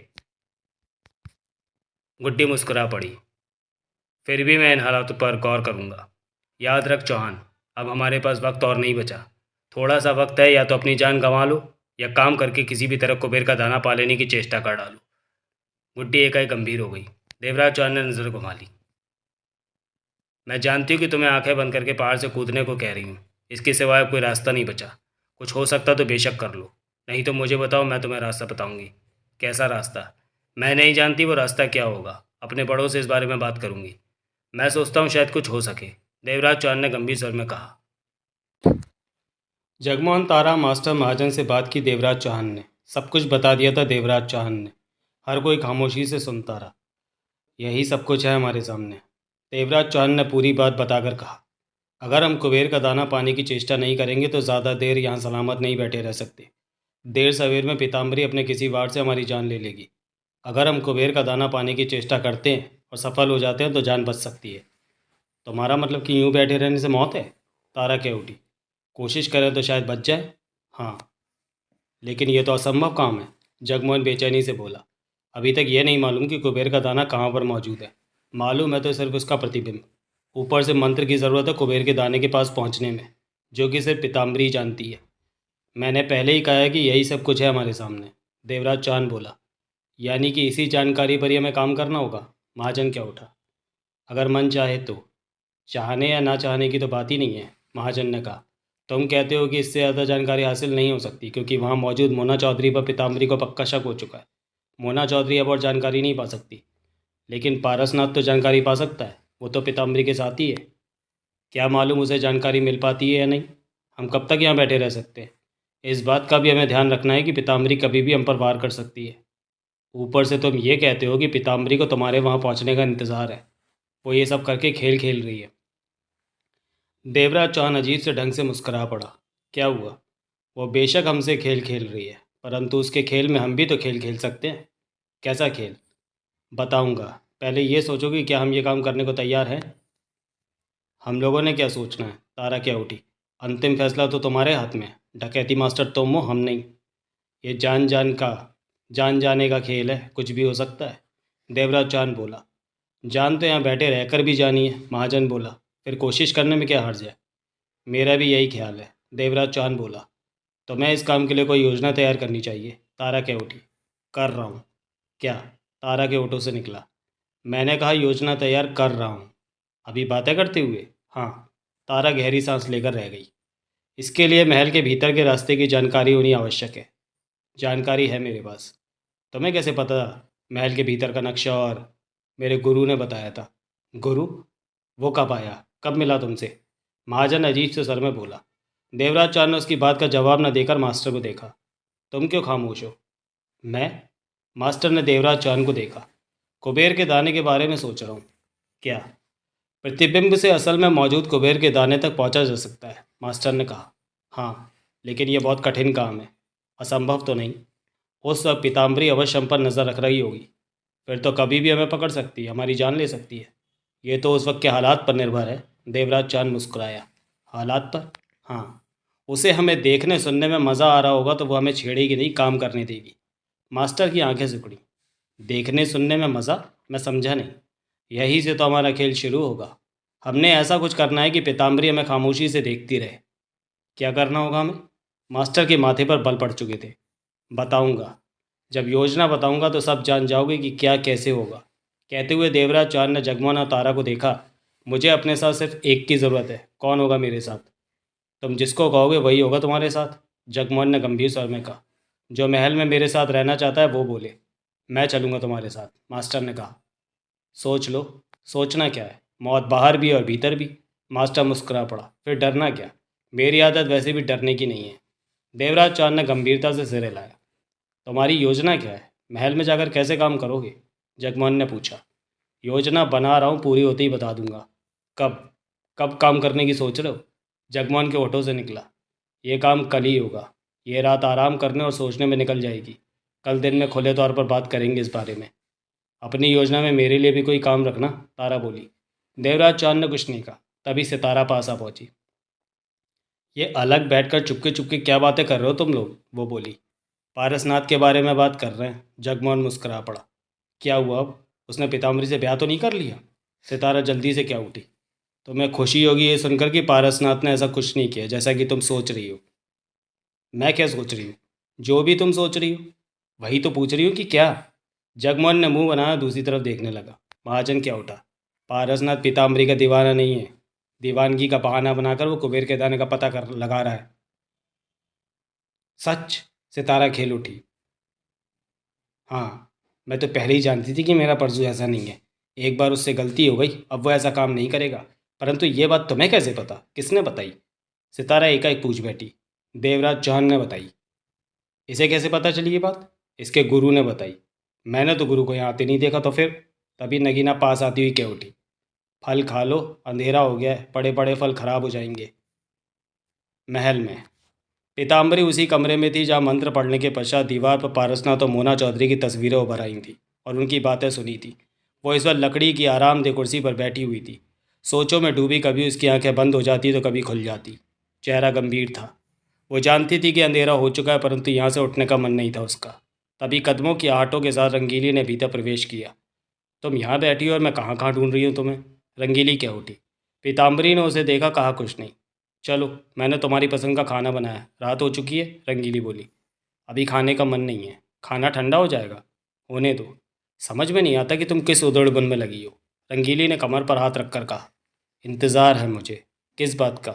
देवा के आने का। रंगीली गहरी सांस लेकर कह उठी। देवा का भूत अभी तक सिर से नहीं उतरा। देखूं तो सही कि मेरा देवा कैसा लगता है। पीताम्बरी मुस्कुरा रही थी। तुम्हारा प्यार भी अजब है। रंगीली मुंह बनाकर बोली। एक तरफ तो देवा की जान लेना चाहती हो और दूसरी तरफ प्यार का दम भरती हो। मजबूरी है देवा की जान लेना। कोई रास्ता देखो कि उसकी जान ना लेनी पड़े, वो जिंदा रहे और जीवन तुम्हारे संग बिता दे। रास्ता खोजने की बहुत कोशिश कर चुकी हूँ, परंतु ऐसा कोई रास्ता है ही नहीं। देवा के ग्रह मेरे कर्मा के खिलाफ जा रहे हैं। देवताओं से पूछ ले। वो अति व्यस्त है। उनकी रहने की जगह खराब हो चुकी है, वे उसके निर्माण में व्यस्त है। क्या पता देवा यहाँ आए ही नहीं। आएगा। वो बहुत जल्दी आएगा। मेरी शक्तियाँ मुझे देवा के आने का एहसास दिला रही हैं। रंगीली के चेहरे पर गंभीरता छा गई। मुझे तुम्हारी बात अच्छी नहीं लग रही। क्या। यही कि देवा आएगा और तुम उसकी जान ले लोगी। पीताम्बरी कुच्छड़ रंगीली को देखती रही, फिर गंभीर स्वर में क्या उठी। देवा के ग्रह ही सबको बचा रहे हैं। मालूम नहीं तेरे को कि देवा की मौत के पश्चात बाकी सब भी मिट्टी के पुतलों की तरह भरभरा कर गिरने लगेंगे। आसानी से सब मर जाएंगे। मैंने अपनी शक्तियों से ये बात पूछी तो मुझे यही कहा गया है कि किसी बात की चिंता न करके देवा को ख़त्म करने की सोचूं। बाकी काम खुद ब खुद हो जाएगा। जो तुम सोचो वही बेहतर। देवा की मौत के बाद मिन्नो बेला सब खत्म होते चले जाएंगे। रंगीली ने सिर हिला दिया। महातांत्रिक की मौत से मेरा हौसला हिल चुका है। वो नगरी को संभाल लेता था और मैं अपना अधिकतर समय जादू टोनों और तंत्र मंत्र का आविष्कार करने में बिता देती थी। अब समझ नहीं आता कि उसका काम कौन संभालेगा। उस जैसा विद्वान दूसरा भी तो नहीं है। इस तरफ भी मुझे गंभीरता से सोचना है। पहले देवा, फिर बाकी। कैदियों का क्या करना है। कैदी। बेला के सामने जब भी जाती हो अपने साथी कैदियों को छुड़ाने को कहने लगती है। किसी को आज़ाद नहीं करना है। बेशक बेला से स्पष्ट कह दो। अब मुझे किसी की भी परवाह नहीं। बाहरी लोग हमारे दुश्मन हैं। अब पुराने रिश्तों का मुझे ज़रा भी ख्याल नहीं। कड़वे स्वर में बोली पीताम्बरी। रखना भी नहीं चाहिए। वो कहाँ ख्याल रख रहे हैं तुम्हारा। तुमसे कुबेर का दाना छीन लेना चाहते हैं, तुम्हारा यश समाप्त कर देना चाहते हैं। जलते हैं सब तुमसे। सच में। तुम भी परवाह मत करो उनकी। पीताम्बरी के चेहरे पर कठोरता रही। खिरी महल में ही है। क्यों। तांत्रिक भागवत की मौत के पश्चात खिरी अकेली पड़ गई थी, सो मैंने बेला की सेवा पर लगा दिया कि तेरे बारे में फुर्सत में देवी पीताम्बरी फैसला लेगी कि तूने क्या करना है। रंगीली ने कहा। मुझे तो अभी भी यकीन नहीं आ रहा कि मूठ ने असफल होते ही पलट कर उन दोनों की ही जान ले ली। देवा के पास अवश्य कोई शक्ति है जिसकी वजह से मूठ असफल रही। पीताम्बरी सख्त स्वर में कह उठी। देवा के पास हो या उनमें से किसी और के पास, कोई शक्ति है तो सही। अब चलो खाना खा लो। परसों कहाँ है। कमरे में है, तो मैं पूछ चुका है कई बार। खाना दे दिया उसे। पूछा था, कहता है तुम्हारे साथ खाऊंगा, नहीं तो नहीं खाऊंगा। प्यार जता रहा है। मक्कार कहीं का। पीताम्बरी दांत पीस उठी। प्यार की आड़ में मेरे से धोखेबाजी कर रहा है। गुस्सा न कर। इन सब के भाग में मौत लिखी जा चुकी है। देवा तो आने ही वाला है। रंगीली ने कहा। पीताम्बरी होठ पीछे बैठी रही, फिर चेहरे पर जहरीली मुस्कान नृत्य कर उठी। अंत में मेरी जीत ही है। ये सब मारे जाएंगे। कुबेर का दाना मेरा यश बढ़ाता रहेगा। मैं जानती हूँ ऐसा ही होगा। तू जा, कुछ आराम करके आऊँगी, तब खाना खाऊंगी। परसों के साथ। रंगीली हंसी। हाँ। उस हरामी के झूठे प्यार को सहकर जल्दी मरेगा। उसकी ज़िंदगी अब ज़्यादा नहीं बची। नगीना कमरे में टहल रही थी कि खिरी ने भीतर प्रवेश किया। तू कहाँ है। नगीना ने पूछा। आपकी सेवा के लिए बाहर ही खड़ी हूँ। खिरी मुस्कुराई। भीतर बैठ जा, मेरे लिए बाहर खड़े होने की ज़रूरत नहीं, नगीना ने कहा। खिरी बैठ गई। अगले ही पल नगीना की आंखों में कांच की सी चमक लहरा उठी। मास्टर से मिलेगी, गुड्डी ने कहा। हाँ, खिरी के होठों से निकला। कल वो देवा के साथ महल में प्रवेश करेगा। क्यों। कुबेर का दाना पाने के लिए। ओह, फिर तो मास्टर को रोकना होगा, विचलित सी खिरी कह उठी। क्यों। कुबेर का दाना नहीं पा सकेंगे। पीताम्बरी उन्हें मंत्रों से आसानी से जला देगी। बहुत चिंता है तुझे मास्टर की। क्यों ना होगी, मैंने पहली बार किसी को दिल से चाहा है तो ये क्यों भूल जाती है कि साथ में देवराज चौहान है, मेरा पति। क्या मुझे उसकी चिंता नहीं। कि तुम जानो। खिरी ने बेचैनी से कहा। तुमसे ज़्यादा मुझे देवराज चौहान की चिंता है। खिरी गुड्डी को देखने लगी। तय कर ले कि पीताम्बरी का साथ देना है या मास्टर और देवराज चौहान का। तय कर लिया है। खिरी की आवाज़ धीमी हो गई। मास्टर का ही साथ दूंगी। मौके पर बात से फिर तो ना जाएगी? नहीं। खिरी के चेहरे पर दृढ़ता के भाव झलक उठे थे। गुड्डी कुछ पल चुप रहकर कह उठी, कैद खाना जानती है ना किधर है? हाँ, क्यों? वहाँ मेरे साथी हैं, सोहनलाल, बाकेलाल राठौर, रुस्तम राव। खिरी उसे देखती रही। इनके अलावा हमारी दुनिया से आए और भी कैदी वहाँ हो सकते हैं। हाँ, मनसुख है, ताराचंद है। खिरी बोली, देखा था मैंने उन्हें जब मास्टर को कैद खाने से निकालने गई थी। ये बातें जानने के लिए पढ़े गुड्डी। मेरी तरफ से उनसे मिलकर आओ। तुम्हारी तरफ से? हाँ। कुछ कहना है उन्हें? कहना तैयार रहे। कल दिन निकलने के पश्चात कभी भी उन्हें कैद से निकाला जा सकता है। कौन निकालेगा? तुम। खेरी खामोशी गुड्डी को देखती रही। ऐतराज़ है? अगर ये काम मास्टर के लिए है तो मुझे कोई ऐतराज़ नहीं। मास्टर के लिए ही है ये काम। खिरी ने सिर हिलाया। वो गंभीर नज़र आने लगी थी। बोली, तुम हर वक्त कमरे में बंद रहती हो, बाहर नहीं जाती और कोई मिलने भी नहीं आता। फिर भी इस तरह बातें करती हो जैसे पूरी जगह पर बेरोक टोक आ जा रही हो। कभी कभी तुम मुझे रहस्यमय प्रतीत होती हो। गुड्डी मुस्कुरा कर रह गई। जाओ, वक्त बर्बाद ना करो। खिरी उठी और बाहर निकल गई। गुड्डी भी बाहर निकली। कुछ दूर रेलिंग के पास मोना चौधरी दिखी तो वो उस तरफ बढ़ गई, पास पहुंची। मोना चौधरी? गुड्डी ने शांत स्वर में कहा। जहांगीर और छोटू को कल तैयार रहने को कह दो। कल? मोना चौधरी ने कहा। गुड्डी बजा टिकी। हाँ, कल हम सबका यहाँ आखिरी दिन हो सकता है। क्या मतलब आखिरी दिन से? मोना चौधरी कह उठी। या तो हम यहाँ से सफल होकर बाहर निकल जाएंगे या अपनी जान गंवा देंगे। मोना चौधरी गुड्डी को देखती रह गई, फिर कह उठी, तुम्हारा मतलब कि देवराज चौहान कल कुबेर का दाना लेने आ रहा है? हाँ, जान गंवा देगा। मोना चौधरी सख्त स्वर में कह उठी। पीताम्बरी को देवराज चौहान के आने का ही तो इंतज़ार है। खेल खेल रही है वो घात लगा कर बैठी, कब से देवराज चौहान के आने का इंतज़ार कर रही है। देवताओं ने कल का ही वक्त तय किया इस काम के लिए, गुड्डी बोली। देवराज चौहान को यह भी नहीं मालूम कि आखिर कुबेर का दाना है कहाँ। अब ये सब बातें देवराज चौहान की डकैती वाली काबिलियत पर हैं। गुड्डी गंभीर थी। मतलब कि कल ये सब हो गई? मोना चौधरी कह उठी। हाँ, तब तुमने अपने हिस्से के काम करने हैं। क्या? देवराज चौहान आएगा तो तुम इस सफलता पर पूर्ण विश्वास में उसका हाथ बटाना चाहो तो बटा सकती हो। देवराज चौहान ने कहा ऐसा? नहीं, मैंने कहा है। मोना चौधरी होठ पीछे खड़ी रही, फिर बोली, कब, किस वक्त आएगा देवराज चौहान यहाँ? बता दूंगी। मुझे नहीं लगता कि हम कुबेर का दाना पा लेने में सफल होंगे। मोना चौधरी कह उठी। कर्म करो सफल होने की सोच पर। सफलता पर पूर्ण विश्वास मत करो, वरना असफल होने पर दुख होता है। मैं हर काम सफल होने के लिए ही किया करती हूँ। हर कोई सफल होने के लिए ही काम करता है मोना चौधरी, गुड्डी ने कहा। परंतु काम समाप्ति से पूर्व ही मन में सफलता की मोहर मत लगाओ, वरना वो असफल होने में बहुत दुख होता है। मोना चौधरी गुड्डी को देखती रही। एक बात तो बता गुड्डी। पूछ। तूने कहा था कि जब ज़रूरत हो मैं तुम्हें गुड्डी कहकर पुकारूँ तो तू आ जाएगी। हाँ। अगर ठीक उसी वक्त देवराज चांद भी तुझे बात करने के लिए पुकार ले तो तू किसके पास जाएगी? गुड्डी हंस पड़ी। क्या हुआ? दोनों के पास जाऊंगी। ये कैसे हो सकता है? तू एक है तो एक ही वक्त में दो जगह पर कैसे रह सकती है? मोना चौधरी ने अजीब से स्वर में कहा। मैं एक वक्त में एक साथ 10 जगह रह सकती हूँ। ज़रूरत के मुताबिक पलक झपकते ही मेरे उतने रूप तैयार हो जाते हैं। ओह, कितनी अजीब बात है।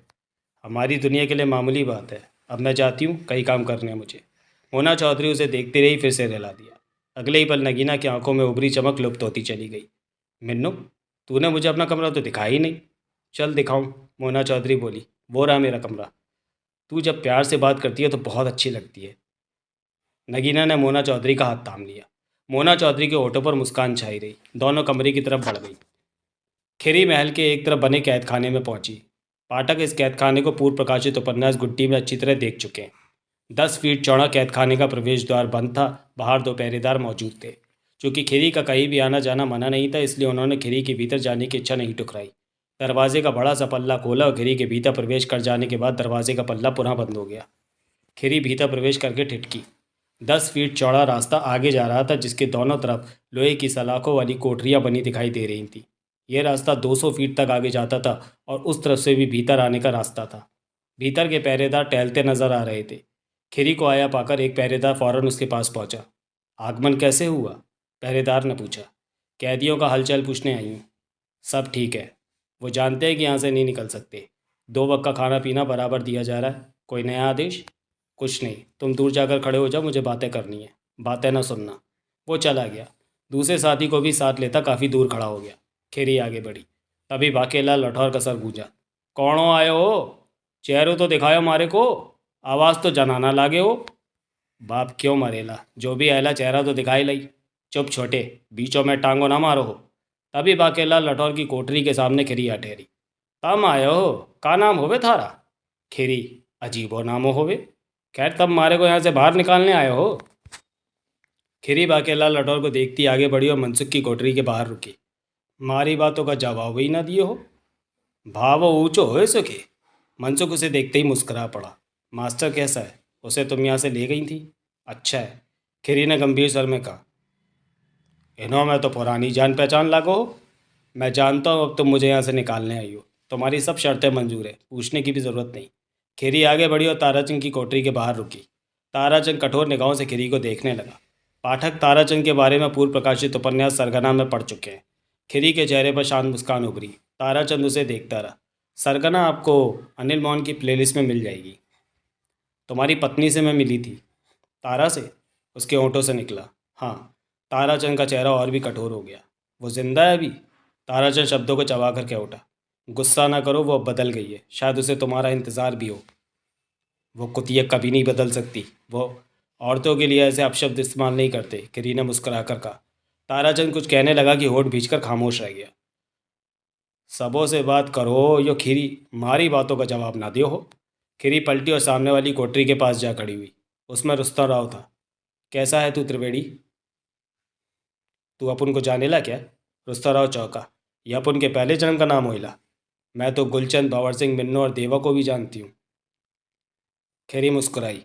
समझेला, नगीना दीदी किधर होइला? महल में, उसी ने मुझे भेजा है। किस वास्ते? ये बताने कि तुम सबकी ये आखिरी रात है कैद खाने में। कल अपन सब आज़ाद होला क्या? रुस्तम राव के होठों से निकला। हाँ, या जिंदा आज़ाद हो जाओगे या मरकर आज़ाद हो जाओगे।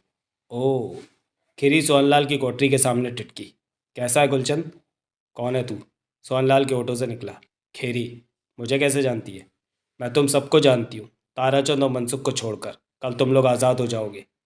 सोहनलाल चुपसा उसे देखता रहा। ओ छोरी, बाकेलाल लौटौर बोला। इधरों तो आयो। खिरी बाकेलाल लौटौर के पास पहुंची। थारे को मारी मूछ पसंद ना आयो क्या? आई, पसंद आई। खिरी मुस्कुराई।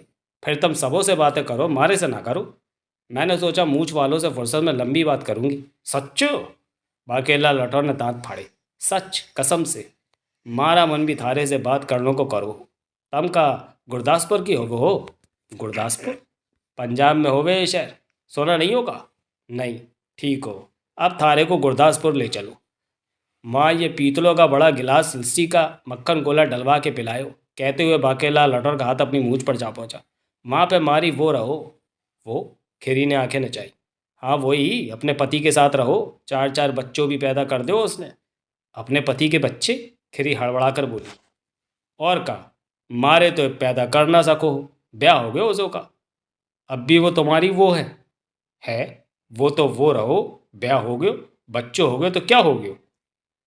खिरी ने मुस्कुराकर गहरी सांस ली। चलती हूँ। खिरी, तुम इधर आयो क्यों? ये बताने कि कल तुम सबको कैसे निकाल कर ले जाऊंगी, खिरी ने कहा और बाहर जाने के लिए आगे बढ़ गई।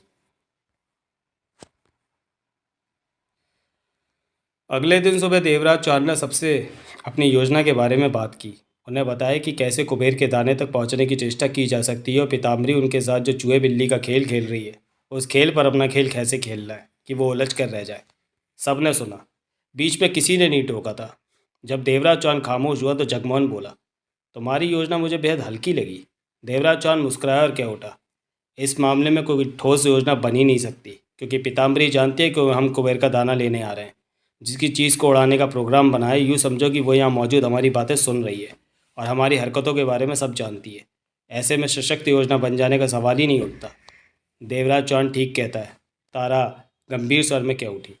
नगीना खामोशी से बैठी उनकी बातें सुन रही थी। पीताम्बरी को उलझाने वाली योजना तुम्हें कैसी लगी? देवराज चौहान ने मास्टर से पूछा। ठीक है, इन हालातों में इससे बेहतर योजना नहीं हो सकती, मास्टर ने शांत स्वर में कहा। क्या ये ज़रूरी है कि उस वक्त हमें पीताम्बरी देख और सुन रही होगी? ज़रूरी है, देवराज चौहान ने विश्वास भरे स्वर में कहा। वो हम पर एक एक पल के लिए नज़रें रखेगी जब हम महल में प्रवेश कर जाएंगे। तुम और मास्टर महल के भीतर जाओगे? जगमोहन बेचैनी से बोला। हाँ। और हम सब? तुम लोगों को यहाँ से दूर निकल जाने का रास्ता चुनना है या फिर जो भी करो, हमारी कामयाबी पर ही सबकी ज़िंदगी जुड़ी है। हम असफल रहे तो पीताम्बरी फ़ौरन तुम सबको ख़त्म कर देगी। तो हमारे दूर जाने का क्या फ़ायदा? कोई फ़ायदा नहीं। फिर भी बैठे रहने से बेहतर होगा कि इस नगरी से दूर चले जाओ। जगमोहन कुछ पल सोचता रहा, फिर बोला, हो सकता है पीताम्बरी खेल ना खेले और तुम लोग महल में प्रवेश करते ही फंस जाओ। कुछ भी हो सकता है। देवराज चांद ने गर्दन हिलाई। महल में तुम लोगों को हमारी ज़रूरत पड़ सकती है। नहीं, वहाँ हमें किसी की सहायता की ज़रूरत नहीं पड़ेगी। देवराज चांद ने इनकार में सिर हिलाते हुए कहा, क्योंकि महल का ज़र्रा ज़र्रा पीताम्बरी के हुक्म का गुलाम है। वहाँ हम अपनी मनमानी नहीं कर सकते। हम वहाँ से कुबेर का दाना लेने की भी मात्र कोशिश कर रहे हैं, सिर्फ कोशिश। ये काम पूरा हो कोई गारंटी नहीं। हो सकता है कि कुबेर के दाने तक पहुँचने से पहले ही पीताम्बरी हमारे आगे बढ़ने के रास्ते बंद कर दे। ये तो आत्महत्या वाली बात ही हुई। या फिर यूँ कह लो कि हम अपनी शानदार मौत चुन रहे हैं। मास्टर मुस्कुरा कर कह उठा। परसों मिले तो उसे महल से बाहर आने को कह देना, मैं उसका इंतज़ार कर रही हूँ, सितारा बोली। सब ने सितारा को देखा लेकिन कहा कुछ नहीं। तभी महाजन बोला, जब तुम दोनों महल में चले जाओगे तो हम लोग वहाँ पहुँच जाएंगे जहाँ उड़न तश्तरी है। उड़न तश्तरी? जगमोहन के ओठों से निकला। हाँ, मैं नहीं जानता कि तुम क्या बात कर रहे हो। पीताम्बरी ने मुझे, मोना चौधरी, जहांगीर और छोटू को लाने के लिए उड़न तश्तरी तो भेजी थी जब हम जगदम्बा की बस्ती की मीनार से भीतर प्रवेश करके इस तरफ आ गए थे। ये सब जानने के लिए पढ़े अनिल मोहन का उपन्यास गुड्डी। महाजन ने कम शब्दों में उड़न तश्तरी के बारे में बताया। ये बढ़िया रहेगा, नगीना क्या उठी। हम आसानी से उड़न तश्तरी के ज़रिए मजीरा तक पहुंच सकेंगे। परंतु एक समस्या है। क्या? उड़न तश्तरी को कंट्रोल करने के लिए एक का यहाँ रहना ज़रूरी है, क्योंकि उसमें चालक कक्ष नहीं होता। उसे उड़न तश्तरी के स्टेशन से ही कंट्रोल किया जाता है, महाजन ने कहा। पल भर के लिए वहाँ चुप्पी छा गई। ये बात की बात है, तारा के उठी। क्या पता उड़न तश्तरी को इस्तेमाल करने की नौबत ही ना आए। हमारा बचना या ना बचना इस बात पर निर्भर है कि देवराज चौहान कामयाब होता है कि नहीं। फिर भी तुम लोग उस जगह पर पहुँचो जहाँ उड़न तश्तरी है। महाजन तुम सबको वहाँ ले जाएगा। महाजन तुम सबको वहाँ ले जाओगे। महाजन ने सिर हिला दिया। देवराज चौहान ने नगीना को देखा, शांत स्वर में पूछा, क्या तुम मेरे साथ रहोगी या उड़न तश्तरी के स्टेशन पर जाना चाहोगी? अगले ही पल नगीना की आंखों में कांच जैसी चमक आ ठहरी। मैं उड़न तश्तरी के स्टेशन पर ही जाऊंगी, गुड्डी ने शांत स्वर में कहा। देवराज चौहान ने मुंह घुमा लिया। ये काम करना कब है? तारा ने पूछा। सबकी नज़रें आपस में मिली। यहाँ अब हमारा कोई काम नहीं है, मास्टर बोला। महल में पहुँचना है हमें, वहाँ काम करना है। यानी कि अभी हमें हरकत में आ जाना है? जगमोहन व्याकुल से कह उठा। हाँ। ओह, अगर मैं भी तुम दोनों के साथ महल में जाता तो ठीक रहता, जगमोहन कह उठा। ये काम ऐसा है कि 2 से ज़्यादा लोग साथ होंगे तो परेशानी हो सकती है, देवराज चौहान ने कहा। मुझे चिंता लगी रहेगी कि किसी को किसी की चिंता करने की ज़रूरत नहीं है, नगीना मुस्कुरा कर कह उठी। हम सब लोग खतरनाक हालात की ऐसी दहलीज पर खड़े हैं कि आने वाले पल में क्या हो कुछ भी खबर नहीं। बच गए तो सारे बचेंगे, नहीं बचा तो सब जान गंवा देंगे। इसलिए दूसरों की चिंता मत करो। नगीना ठीक कह रही है। फिर किसी ने कुछ नहीं कहा। देवराज चौहान नगीना को एक तरफ ले गया। गुड्डी बोल। नगीना की आंखों में कांच सी चमक आ ठहरी। तू साथ क्यों नहीं चलती मेरे साथ महल में? देवराज चौहान ने कहा। गुड्डी हंस पड़ी। देवराज चौहान अजीब सी निगाहों से उसे देखने लगा। इसमें हंसने की क्या बात है? आखिर देवराज चौहान बोला। तो चोरी डकैती में भी चौहान को अब मेरी ज़रूरत पड़ने लगी, गुड्डी ने हंसी रोकते हुए कहा। ये बात नहीं तो आदत सी हो गई है तेरे साथ रहने की, इसलिए कह दिया। गुड्डी एक गंभीर नजर आने लगी। चौहान, सच बात तो यह है कि मैं तेरे साथ कुबेर का दाना पाने महल के भीतर नहीं जा सकती। महल में मौजूद नगीना के भीतर मैं अवश्य चली जाती हूँ, परंतु वो भी चोरी छिपे। पीताम्बरी को पता नहीं चल पाता कि कब मैं आई और कब गई। महल के भीतर तेरे साथ रहूंगी तो पीताम्बरी आसानी से मेरी मौजूदगी का एहसास पा लेगी। तब उसके एक मंत्र पढ़ने की देर होगी और मेरा वजूद जलकर खाक हो जाएगा। ओह, वैसे भी अब तो तेरा जौहर देखना बाकी है चौहान, सिर्फ तेरा ही काम बचा है। मैं इस यकीन के साथ ये काम नहीं कर रहा कि काम हो जाएगा, मैं सिर्फ कोशिश ही कर रहा हूँ। जो तेरे को ठीक लगे वो कर। तेरे को मेरे से पूछकर कुछ भी करने की आवश्यकता नहीं। अपना मालिक तू खुद है। तेरे साथ रहकर मैं अपना काम पूरा कर चुकी हूँ, अब तो सिर्फ नतीजा आना ही बाकी है। देवराज चौहान ने गुड्डी को देखते हुए सिर हिलाया। ये वक्त बहुत अच्छा है, देर न लगा महल की तरफ कदम उठा दे, गुड्डी क्या उठी। और 10 मिनट बाद ही देवराज चौहान मास्टर के साथ महल की तरफ बढ़ चुका था। नगीना, सितारा, महाजन, जगमोहन और तारा उस तरफ चल पड़े जिधर उड़न तश्तरी का स्टेशन था। पीताम्बरी कहाँ है? अगले दिन सुबह पारसनाथ को रंगीली मिली तो पूछा। वो अपने काम में व्यस्त है, दोपहर बाद ही शायद दिखाई दे। मुझे बताओ कहाँ है वो, मैं वहाँ चला जाता हूँ, पारसनाथ क्या उठा। मना कर रखा है, उनके पास कोई नहीं आएगा, सिर्फ मुझे ही इजाज़त है। पीताम्बरी कल से ही मुझसे परायों की तरह व्यवहार कर रही है, पारसनाथ बोला। वह मैं तुम्हारा, मुस्कुराई रंगीली। पीताम्बरी के पास बहुत काम है, ऊपर से महातांत्रिक नहीं रहा। नगरी को नहीं संभाला गया तो सारे काम खराब होने शुरू हो जाएंगे। इधर देवा का मामला नहीं निपट रहा। तुम्हें तो सिर्फ पीताम्बरी ही दिखाई दे रही है, परंतु पीताम्बरी को ढेरों काम दिखाई दे रहे हैं जिनका तुम्हें एहसास भी नहीं। ओह, मैं पीताम्बरी के किसी काम आ सकता? बेहतर यही होगा कि पीताम्बरी को इस वक्त परेशान मत करो। वो जो करती है उसे करने दो, उसे याद भी ना करो। ओह, पीताम्बरी के बिना मेरा वक्त काटे नहीं कटता। मैं वक्त काटने के लिए तुम्हारे काम आ सकती हूँ परसू। रंगीली पुनः मुस्कुराई। तुम? पारसनाथ ने रंगीली को देखा। हाँ, मैं। पीताम्बरी को ज़रा भी बुरा ना लगेगा कि तुमने मेरे से प्यार किया। मैं हाजिर हूँ। नहीं, मुझे सिर्फ पीताम्बरी ही चाहिए। उसके लिए तुम्हें इंतज़ार करना होगा परसू। पीताम्बरी को याद नहीं करना, वो खुद ही तुम्हारे पास आएगी। आज जाने को मुझे अकेले में बेचैनी सी हो रही है। मैं बातों से तुम्हारा मन लगा देती, परंतु मुझे महल के सारे काम देखने होते हैं। कहो तो मन लगाने के लिए किसी और को भेज दूँ, तुम्हारा वक्त कट जाएगा। रंगीली का स्वर सामान्य था। अगर तुम मुझे पीताम्बरी तक ले जाओ तो मुझे अच्छा लगेगा। कह चुकी हूँ कि पीताम्बरी ने मना किया है। मर्जी तुम्हारी। कब गई थी पीताम्बरी? सुबह ही। महल के तहखाने में व्यस्त है। उधर मत चले जाना। नहीं जाता। रंगीली चली गई। पारसनाथ होठ पीछे सोचों में डूबा रहा। जब से मोना चौधरी से बात की थी तब से ही पीताम्बरी उससे दूर दूर रह रही थी। तो क्या पीताम्बरी को पता चल गया कि उसने मोना चौधरी से क्या कहा? अवश्य पता चल गया होगा। यानी कि मोना चौधरी का ख्याल ठीक था कि अपनी ताकतों के सहारे पीताम्बरी उस पर नज़र रख रही है, परंतु ये जान लेने के बाद भी वो उससे धोखा कर रहा है। पीताम्बरी ने उसे कुछ नहीं कहा। पारसनाथ को एकाएक खतरा सा महसूस होने लगा, गड़बड़ का एहसास होने लगा। पीताम्बरी ने भविष्य वाले कमरे में प्रवेश किया तो उसी पल भविष्य ने आंखें खोली। पलकें झपकाकर पीताम्बरी ने देखा, फिर मुस्कुराते हुए भविष्य कह उठा, तुम्हें आया पाकर मुझे खुशी हुई। अब तो मुझे याद करने लगी हो। देवा के बारे में जानना है, पीताम्बरी ने गंभीर स्वर में कहा। वो कुबेर का दाना लेने कब आएगा? तुम क्या चाहती हो कि मैं अपने भीतर की बातें तुम्हें पहले ही बता दूं? हाँ, मुझे अपने सवाल के जवाब की ज़रूरत है। पीताम्बरी के माथे पर बाल आ गए। मैं नहीं बताऊंगा। तुम्हें मेरे रुतबे का ख्याल करना चाहिए। पीताम्बरी तेज स्वर में बोली। कि मुझे इनकार कर रहे हो? मेरे लिए तो सब बराबर है, लेकिन मैं उन सब में नहीं आती। जादू टोनों, यंत्र मंत्र तंत्र की मल्लिका पीताम्बरी हूँ। तुम्हें चाहिए कि तुम मुझे रियायत दो, जो मैं पूछूँ वो बताओ। पीताम्बरी की आवाज़ में सख्ती आ गई। मैं तुम्हारा गुलाम तो नहीं पीताम्बरी। तुम्हें मुझसे नर्म स्वर में बात करनी चाहिए। शायद मुझे गुस्सा आ गया था। पीताम्बरी तुरंत धीमे स्वर में बोली, अब मैं ध्यान रखूंगी। कुछ खामोश रहकर भविष्य के गोल के होठ खुले। वैसे तो मेरे नियम के खिलाफ है ये बताना, फिर भी बता देता हूँ कि देवा आज आ जाएगा महल में। कब? कुछ ही देर बाद। उत्तेजना के मारे पीताम्बरी को अपने शरीर में चींटियां सी रेंगती लगी। चेहरे पर एकाएक खुशी आ ठहरी।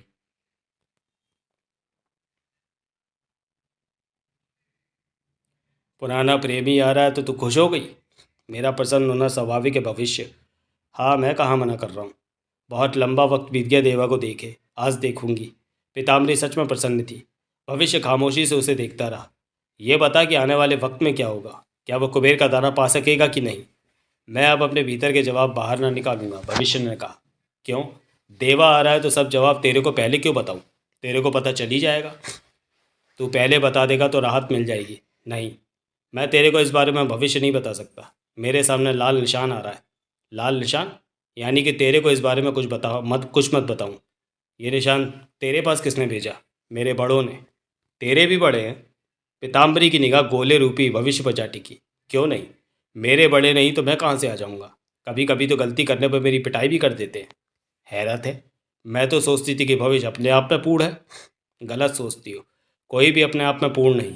कोई भी एक पूरी सेना का रूप नहीं ले सकता। सेना तो सेना ही होती है। मेरे बड़ों ने मुझे भविष्य का नाम देकर सामने कर रखा है, और मेरी ओर से वे कामों का अंजाम देते रहते हैं, और तुम सब समझते हो कि ये काम भविष्य कर रहा है। मेरा गर्व बहुत गहरा है। कभी जागने की चेष्टा मत करना, वरना गुम हो जाओगी। तो तुम अब आने वाले वक्त के बारे में जवाब नहीं देते? नहीं। मेरे सामने लाल निशान ना आया होता तो शायद बता ही देता। तुम मेरे लिए बेकार साबित हो रहे हो। तुमने ही तो मेरा निर्माण किया है। अगर तुम्हारी आशा पर खरा नहीं उतर रहा तो मुझे उठाकर बाहर भी फेंक सकती हो। मैं बुरा नहीं मानूंगा। जूते खाने की आदत हो गई है मेरी। भविष्य ने मुस्कुराकर कहा। मैं सच में तुम्हें बाहर फेंकूंगी, पहले देवा से निपट लूँ। पीताम्बरी ने कहा और उस कमरे से बाहर निकल गई। कई रास्ते पार करके पीताम्बरी उसी कमरे में पहुंची जिसकी दीवारें स्याह काली थी, जहाँ कल उसने दीवार पर आई तस्वीरों की वजह से पारसनाथ और मोना चौधरी की बातें सुनी थी। कल की भांति दीवार के सामने खड़ी होकर होठे ही होठों में पीताम्बरी कोई मंत्र बड़बड़ाने लगी। मुंह से रह रहकर देवा का नाम ही निकल रहा था। मिनट भर यही स्थिति रही, फिर एकाएक ही काली दीवार का छोटा सा हिस्सा रोशन हो उठा। वहाँ देवराज चौहान और मास्टर दिखे जो तेजी से बढ़े चले आ रहे थे। तेज हवा की वजह से उनके सिर के बाल ऊपर उड़ते से लग रहे थे। आह, मेरा देवा कितना अच्छा लग रहा है। पीताम्बरी के होठों से खुशी भरा स्वर निकला, बिल्कुल वैसे ही जैसे पहले जन्म में हुआ करता था। अब सिर के बाल बड़े हैं, मूछें नहीं है, वही कद, वही काठी। पीताम्बरी की चमक भरी निगाह देवराज चौहान पर थी। अगले ही पल वो पीछे हटी और आरामदेह कुर्सी पर जा बैठी। निगाहें दीवार व छोटी सी स्क्रीन पर ही थी। मेरे पास आ रहा है मेरा देवा, पीताम्बरी बड़बड़ा कर रह गई। तभी उसके कानों में मास्टर की आवाज़ पड़ी। वो देवराज चौहान से कह रहा था, महल में किधर से भीतर प्रवेश करना है? वहां पहुंचकर इस बात पर विचार करेंगे, देवराज चौहान ने कहा। दोनों के कदम तेजी से उठ रहे थे। मेरे ख्याल से महल के मुख्य द्वार से तो भीतर जाना ठीक नहीं होगा, वरना पीताम्बरी तक खबर पहुंच जाएगी कि हम आ पहुंचे। हमें किसी सुरक्षित रास्ते से महल में प्रवेश करना होगा। मेरे ख्याल से तो हम किसी भी रास्ते से महल में प्रवेश करें, पीताम्बरी को हमारे आने का एहसास हो जाएगा। ऐसा कैसे हो सकता है? पीताम्बरी के पास ढेरों शक्तियाँ हैं, उसने अपनी सुरक्षा का इंतजाम अच्छी तरह कर रखा होगा। मेरा देवा कितना समझदार है। पीताम्बरी मुस्कुराते हुए कह उठी, दिमाग बहुत चलता है उसका। समझदार हो भी क्यों ना, आखिर मैं यूं ही तो उसकी दीवानी ना थी। एकदम कड़क है, कड़क। महाजन बता रहा था कि पीताम्बरी तुमसे प्यार करती थी, मास्टर बोला। हाँ, वो पागलों की तरह मेरे पीछे पड़ी हुई थी पहले जन्म में। पागलों की तरह? पीताम्बरी बड़बड़ा उठी। हाँ, मैं देवा के प्यार में पागल है। पागल तो हुई पड़ी थी, इसमें बुरा क्या है? जब किसी से प्यार होता है तो इंसान पागल हो जाता है, कुछ भी होश नहीं रहता। तुम उसे प्यार नहीं करते थे? नहीं। किसी और को चाहते थे? नहीं। इन सब कामों से बहुत दूर था मैं अपने दूसरे कामों में ही व्यस्त रहता था। देवा किसी और से प्यार करता तो मैं उसकी जान ले लेती। पीताम्बरी बोल पड़ी। ये सोच कर ही तो मैं तसल्ली कर लेती थी कि खैर है, देवा किसी से भी प्यार नहीं करता। तुम क्या सोचते हो देवराज चौहान की, क्या हम कुबेर का दाना हासिल कर सकते हैं? बातों के दौरान दोनों आगे बढ़ते जा रहे थे। मुझे यकीन नहीं कि हम कुबेर का दाना पा लेंगे, देवराज चौहान ने कहा, क्योंकि हम नहीं जानते पीताम्बरी ने उसे कहाँ रखा हुआ है। हमारे सामने कुबेर के दाने का सिर्फ प्रतिबिंब ही है। दूसरी बात यह है कि अगर हम कुबेर के दाने तक पहुंच भी गए तो उसे छू भी नहीं सकते, क्योंकि कुबेर के दाने को मंत्र में बांध रखा है। ये गंभीर समस्या है हमारे लिए। हम तो मात्र एक कोशिश करने जा रहे हैं, जो कि मुझे सफल होती नहीं लगती। पीताम्बरी दीवार पर नजर आती हुई उनकी तस्वीरों को प्रसन्न भाव से देख रही थी। सब जानता है देवा कि वो कामयाब नहीं होगा, फिर भी आ रहा है। इसकी हिम्मत की तो दाद मैं पहले ही देती थी। आज भी ये मेरे काबिल है, लेकिन इसके ग्रह आड़े आ रहे हैं। ये जिंदा रहा तो मैं बर्बाद हो जाऊंगी। एक राय दूं? मास्टर बोला। कहते रहो, देवराज चौहान ने उसे बिना देखे कहा। बेहतर होगा कि तुम आज पीताम्बरी से प्यार करने का नाटक करो और किसी तरह कुबेर के दाने तक पहुंचो।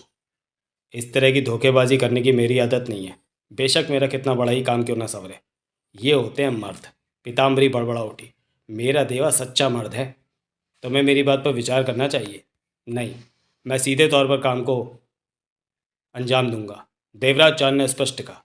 आज पीताम्बरी का रुतबा पहले की तरह गांव की छोकरी का नहीं है। आज वो बहुत बड़ी है, कामों को महत्व देती है।